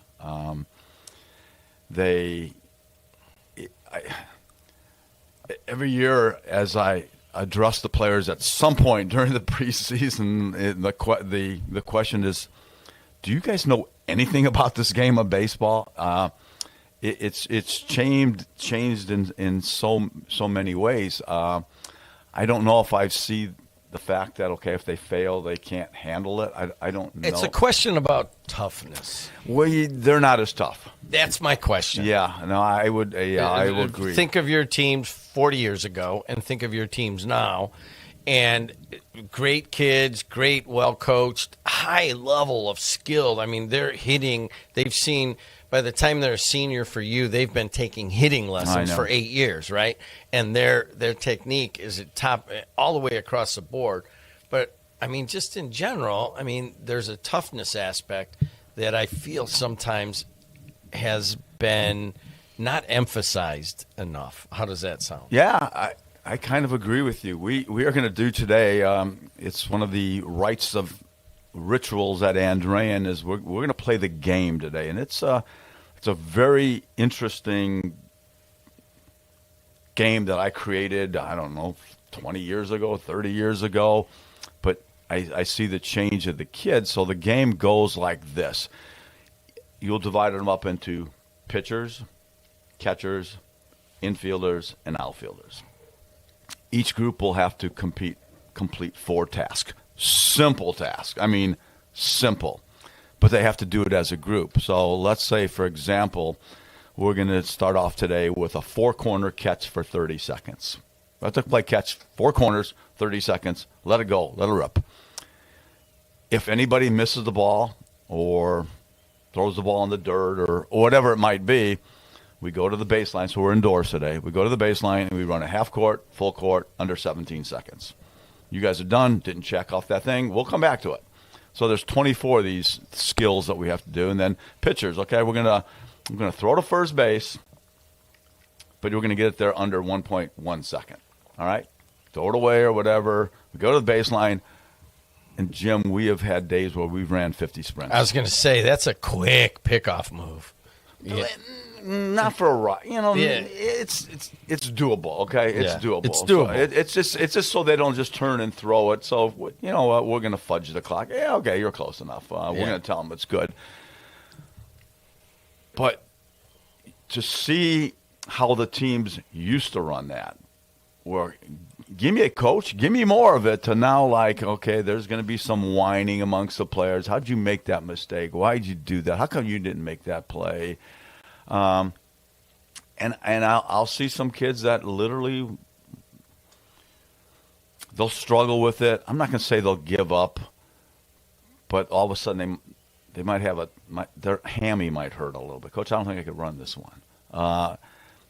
It's different. It's a fun game because here's what you see. You see character. You see leadership. Okay, when the kids start struggling, who on your team is going to pick you up? You're going to see the kids when it gets really tough, who's going to be the one, hey, I want to go last to finish this drill off. And there's just so much to gain from it. And then what we kind of hope from it is that we build upon it. Like, okay, you've dealt with as much pressure as we could put on you. That's not a real game, right? So that when the real game happens, can you deal with the pressure? Can you deal with that ground ball in the state championship game? Whatever. To your back, to your cross hand, and you got to go backhand it and turn and make that and not freak out. Can you pick a guy off at first base because we have him picked and we have a good call? Can you get it there in 1.1 second or 1 second or whatever it might be? So you try to build this toughness because we're talking about toughness. You try to build this toughness in the off season or right now, but you don't know if it's working or not. You know, you don't know if this guy's nuts as opposed to he's building toughness. There's a method to the madness or whatever it might be. I'm glad I grew up when I grew up. Where'd you grow up? I grew up in Gary, Glen Park. Part of it was. Where'd you go to high school? I went to Andrean. I know. I mean, I could have went to Lew Wallace. I literally was 4 or 5 blocks from Lew Wallace, and Lew Wallace had a baseball team, and Andrean didn't at that time, but. You know, it was basically the thing, okay, Catholic education. My sister went there. My friends were going there. I went to a Catholic grade school. That's where I'm going to go, right? So I guess where I'm headed with this is that, I look at you and, a lot of people are in awe of you. And you're like, oh, come on, don't do that, Jed. Don't worry about it. I know that's true. That's true, okay? A lot of people are intimidated by you, are in awe of you, and rightfully so. But to some extent, you are a throwback to discipline and to organization and to dealing with adversity.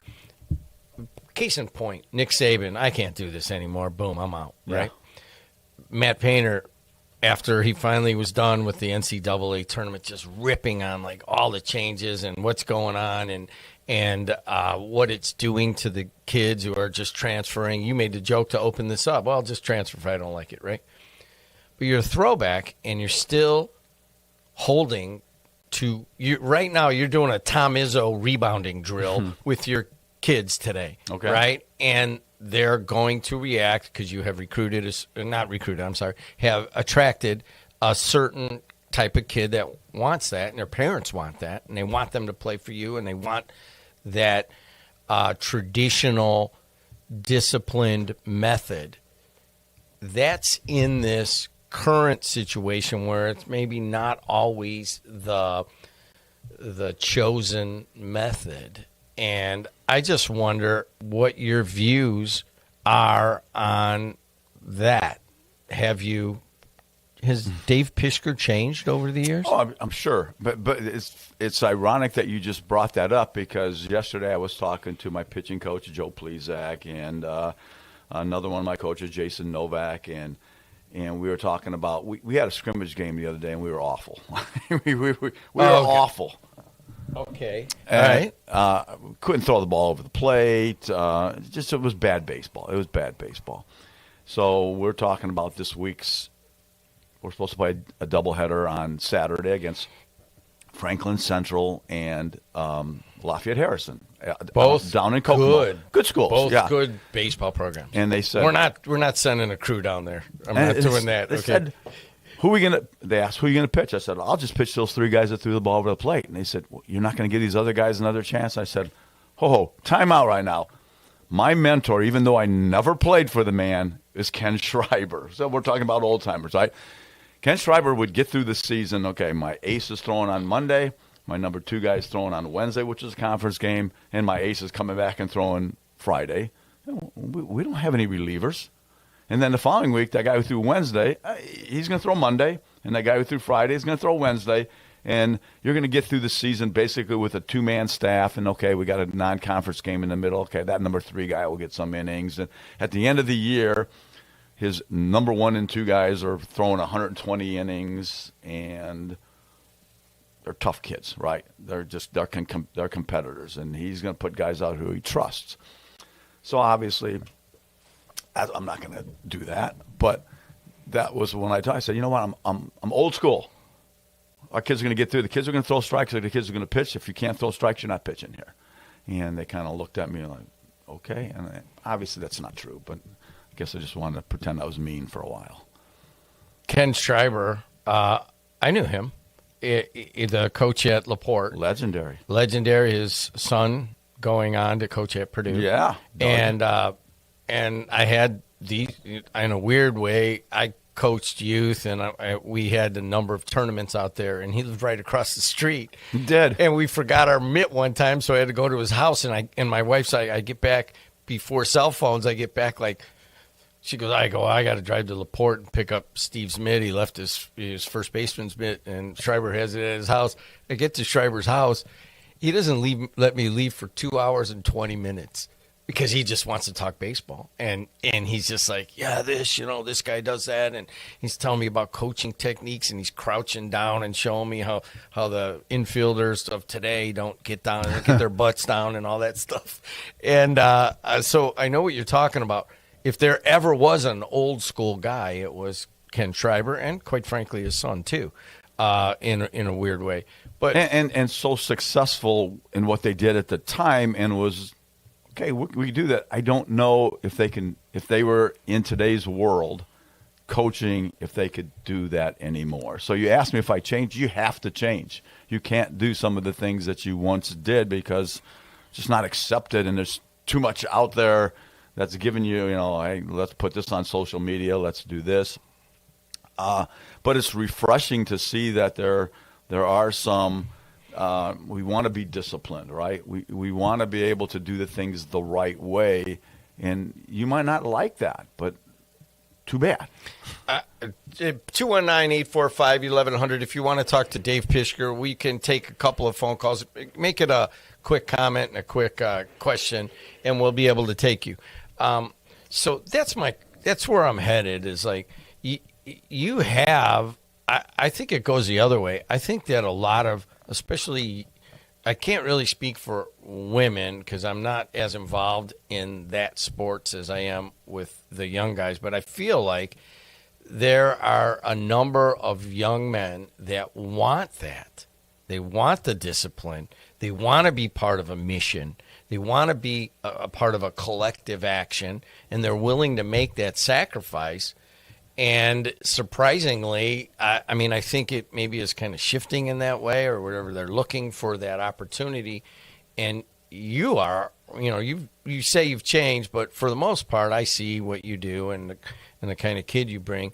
You're offering that method, the traditional discipline method, that you're going to come here, you're going to play baseball right, and you're going to do it respectfully and so forth. Do you feel as if that kids want this? Boy, that's a really difficult question because I can't. Our ages are so far apart now. I'm 73 and they're 15 and 16 years old. I don't know what they think. They say things, when they start talking about things that are relevant in today's society, I don't know what you're talking about, or this song, or this group, or whatever it might be. You were out of touch 20 years ago, so that hasn't changed. All right, but go ahead. True. Yeah. So I really don't know. You know, do you think kids crave that? Do you think I don't know if they crave it? They come back and they don't complain to me. And then I don't think they complain to the other coaches, because if they did, that would get back to me. So they accept it. Whether or not they crave it, I don't know. If they accept it, I don't know if they say, all right, we have to go another 2.5 hours with this guy today. We're teaching baseball. We hope that's what they're there to learn baseball, right? Yeah, there's peripherals that, hey, we want to win, we want to get you to college, we want to make you a better person. All that stuff is kind of important. But the first thing is we're trying to teach you how to play the game, which we think is the right way. And obviously, baseball's changed, right? You can strike out 200 times in major leagues and still make $25 million. Like, those guys didn't play back in those days. Like, you strike out this much, you can't play. You hit 230, that's not good enough, right? So there's been a lot of changes that I still think batting average is important. They don't talk about batting averages in major leagues anymore. It's WOBA, it's WAR, I don't know what any of these things mean. Talk about batting average. Give me RBIs. Give me runs scored. The things that I know. So, I guess to answer your question, I kind of hope they're soaking up the experience. I'm not going to say enjoying. Soaking up the experience and becoming better baseball players, better people, all that stuff that everybody says. But most of us mean it, right? You want the kid to grow up and be a family man. You want the kid to grow up and be respectful, and all those things they're all important. But I guess the first thing, obviously, is we're there for those 2.5 hours. Let's learn some baseball. Let's just not go through the motions. He's Dave Pischker. Hey, season's getting going. You got a big doubleheader. You're going to go to Kokomo. You've won the Northwest Crossroads Conference. I don't know when was the last time you lost it? 2 years ago to Hanover. Oh, yeah. That's really quick to remember. I didn't mean to rub that in. Something I will never forget. Yes, I do. Yes. But for, I don't know, last 20 years, that might be the only time you didn't win it. I think we might have shared it with Munster. Yeah, with Bob Schinken. Sure. Yeah. Mm-hmm. But you have a conference season coming up, and there's a lot of people, going for Andrean this year, including our own Sam Michael. I can't even get him anymore. He's just thinking all the day. And I know what he's thinking. Every day he's waking up, we're going to get better. We're going to get better. All these kids are going to get better. But in the back of Sam Michael's mind, he's like, we're going to beat Andrean this year. But anyways, what's the Northwest Crossroads Conference look like this year? I never know a lot about it. Till we actually start playing. I do know certain players that are really good. I know the Munster has the Kunis kid that throws the heck out of the baseball. They got the Craig kid that plays second base that's really, really talented. Their first baseman, I can't think of his name, first baseman / right fielder, left-handed hitter last year. He could really swing it. So I'm sure they have the rest of the roster is pretty darn talented. They're going to be a force. Hanover's got 3 Division I players on their team. They got a transfer in that irritates me. They got a transfer in from Marist. How do you transfer from Marist and go to Hanover Central, right? Go from a Catholic school to a from a Catholic school to a public school. And I don't know anything about the kid, but he's supposed to be really, really good. He is very good. You know what I'm talking about? Because I don't know his name. These kids don't. But there's 3 D1 prospects on Hanover. Super, right? I mean, you don't get better than Dylan Bowen. I mean, he's just really good. Cook kid is good as pitcher there is in Northwest Indiana. So, that's you got to get to that team. Lowell's, the rest of the ones I don't know about. Is Ileana in yet? Not yet. They join next year, okay, and they got a really good left-handed pitcher that's back. So we're all in the same conference or sectional. You want to win the conference every year. That's the first goal. I don't know much about our teams till we play them. I was talking to the Taylor University coach, and there's a lot of those coaches that I really have an utmost respect for. And I was saying, hey, give me some ideas how you call pitches for guys when you don't know who they are, right? You're playing them on the fly.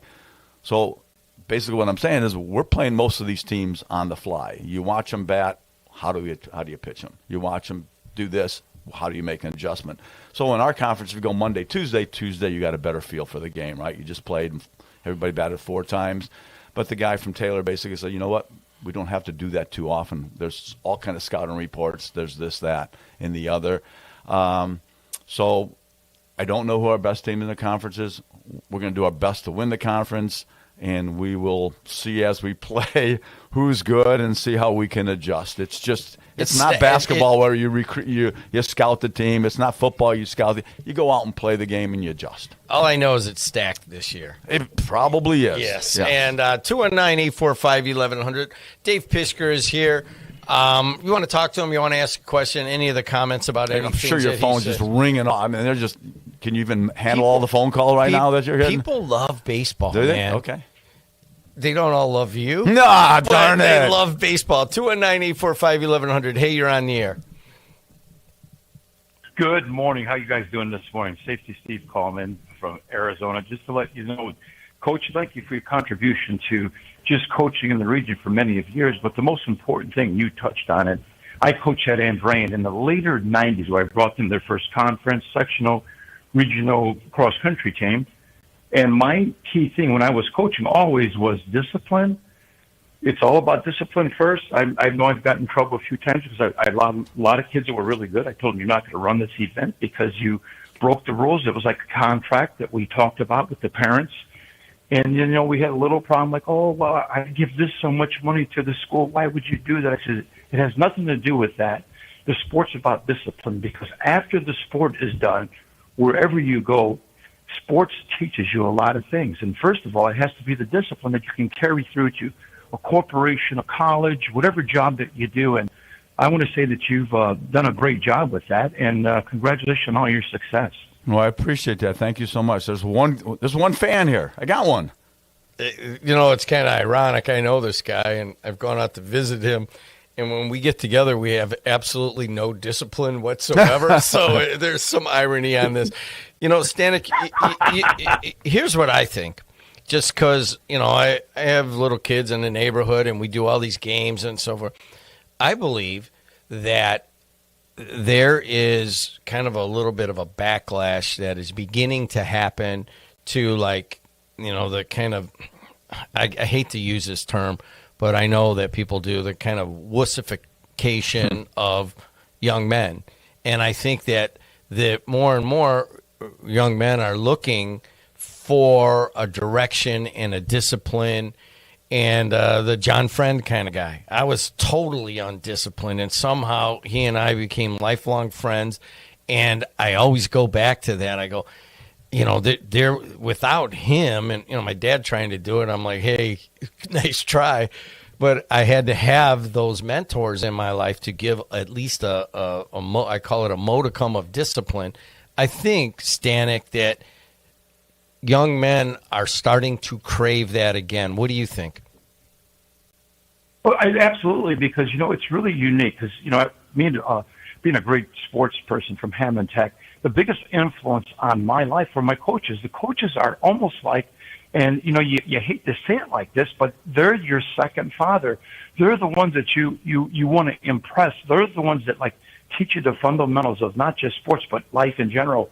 And I'm a firm believer of that, Jim, that there's so many, at this point, the way our world is, that we're reaching out for help from someplace. And where do you get it most? And you can ask anybody who's been very successful in sports. It was like, hey, it was my coach that had one of the greatest influences on me that put me in the right direction. And then you think about, fundamentals. When you think you're going to do something bad, and you think to yourself, man, I can't do that to my coach. He spent so much time working with me. I can't disappoint him. And I would say you're 100% right in there, Jim. Thanks a lot. Thanks a lot for calling in from Arizona and waiting on the line. I know there's others. We cannot take them. I didn't know we had PNW after this, and that's my fault. But, Coach, and you know what? I feel like I can't call you by your first name because of I just think that it would almost be disrespectful. But so I'll go with Coach. You have a really good baseball field behind Andrean High School. I know that personally you would love to one day get a nice big old stadium, and you got the land there. Where are we on that? It's a very touchy, upsetting subject. Very fortunate that I have a alum that has offered to build a stadium for Andrean, for baseball. That's the fortunate part. The unfortunate part, he has said that 3 years ago. And you would think in a situation when you're trying to build something of that magnitude and that financial cost, that the hardest thing would be is, okay, find the donor, right? That would be the hardest thing. Well, we did that. We found the donor, a very generous one, and for some reason, and I don't have anybody that I could specifically blame, but they haven't been able to figure out with this 25 acres of land that's untapped. They've already done their delineation. They know what can be used and what can't. They can't figure out where to put this baseball field. You can't build it where it's at right now. You can't say, well, let's just add to it. We got the apartments there. You can't put lights there. Apartments there. The parking lot. It's just not. Can't go there. But we've got a tennis court, a football field, a softball field, and a baseball field.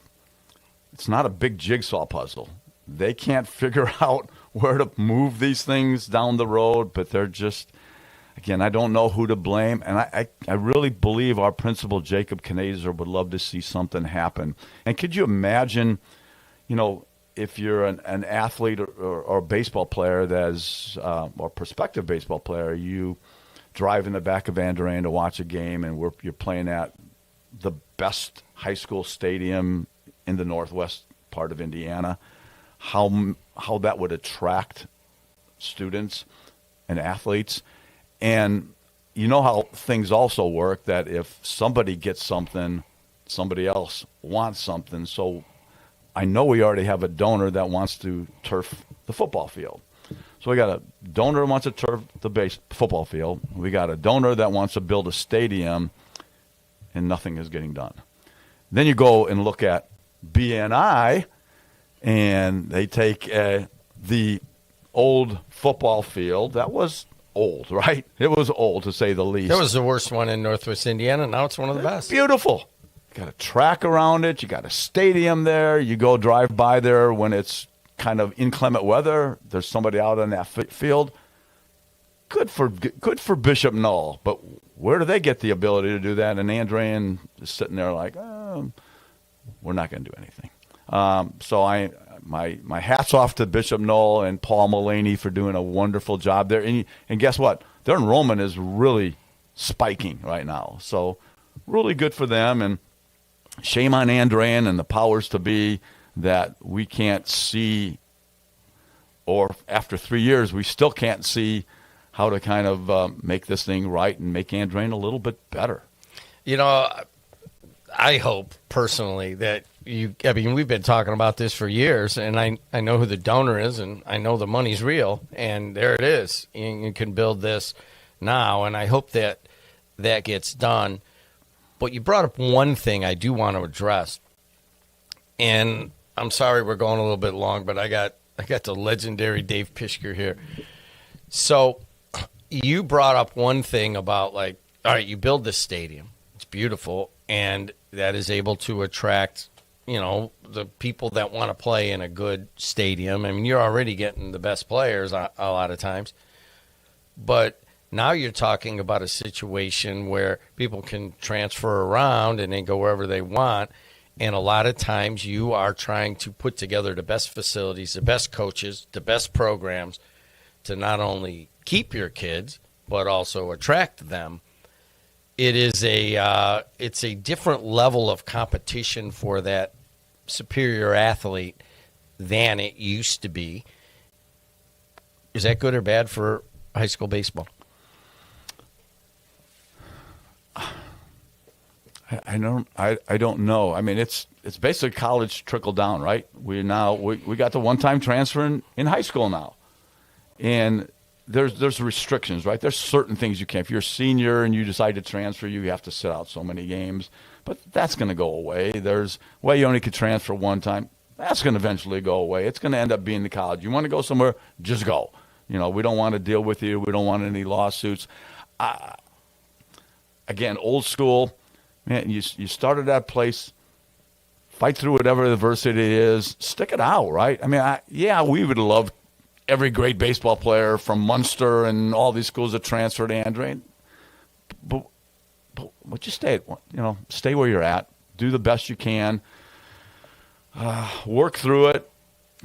That's sort of life. So yeah, I wish it was the other way again. I wish it'd go back.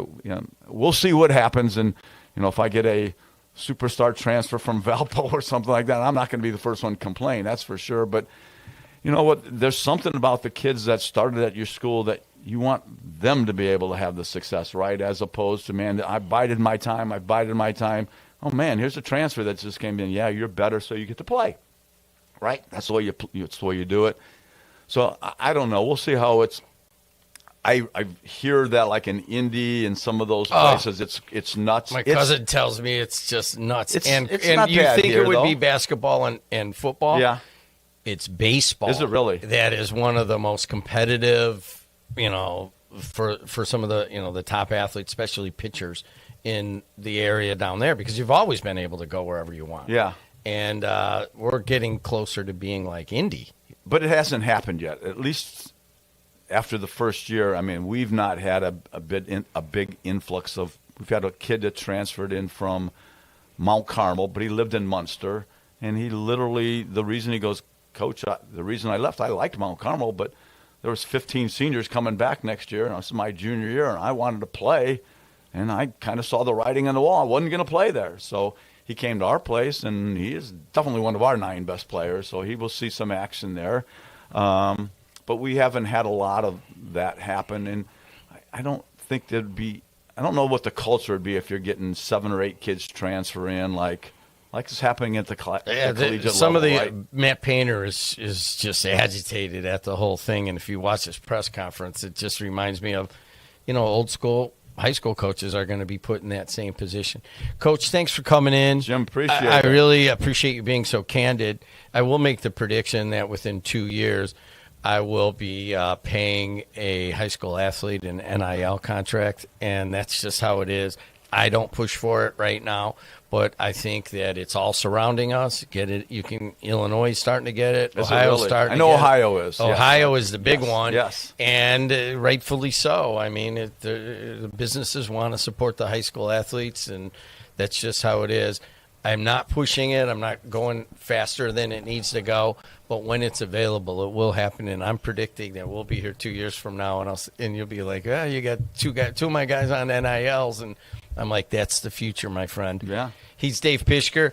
I'm Jim Dedelow. Thanks a lot for listening, watching. I'll be back in an hour and about 10 minutes for the Mastering Local Marketing podcast. And before we end, we do got one announcement that we were asked to make, and it's about one of the programmings for this week. At the end of the week, for Region Bandstand, they have the Tommy James interview throughout the show that they want to promote. So they said that they air this once a year, and they want to just promote that and let people know that Saturday, April 4th at 10 a.m., Region Bandstand will be playing that interview. So for those of you who are fans of their show and they want to and look forward to that interview, that will be this Saturday, April 4th. All right, that's it.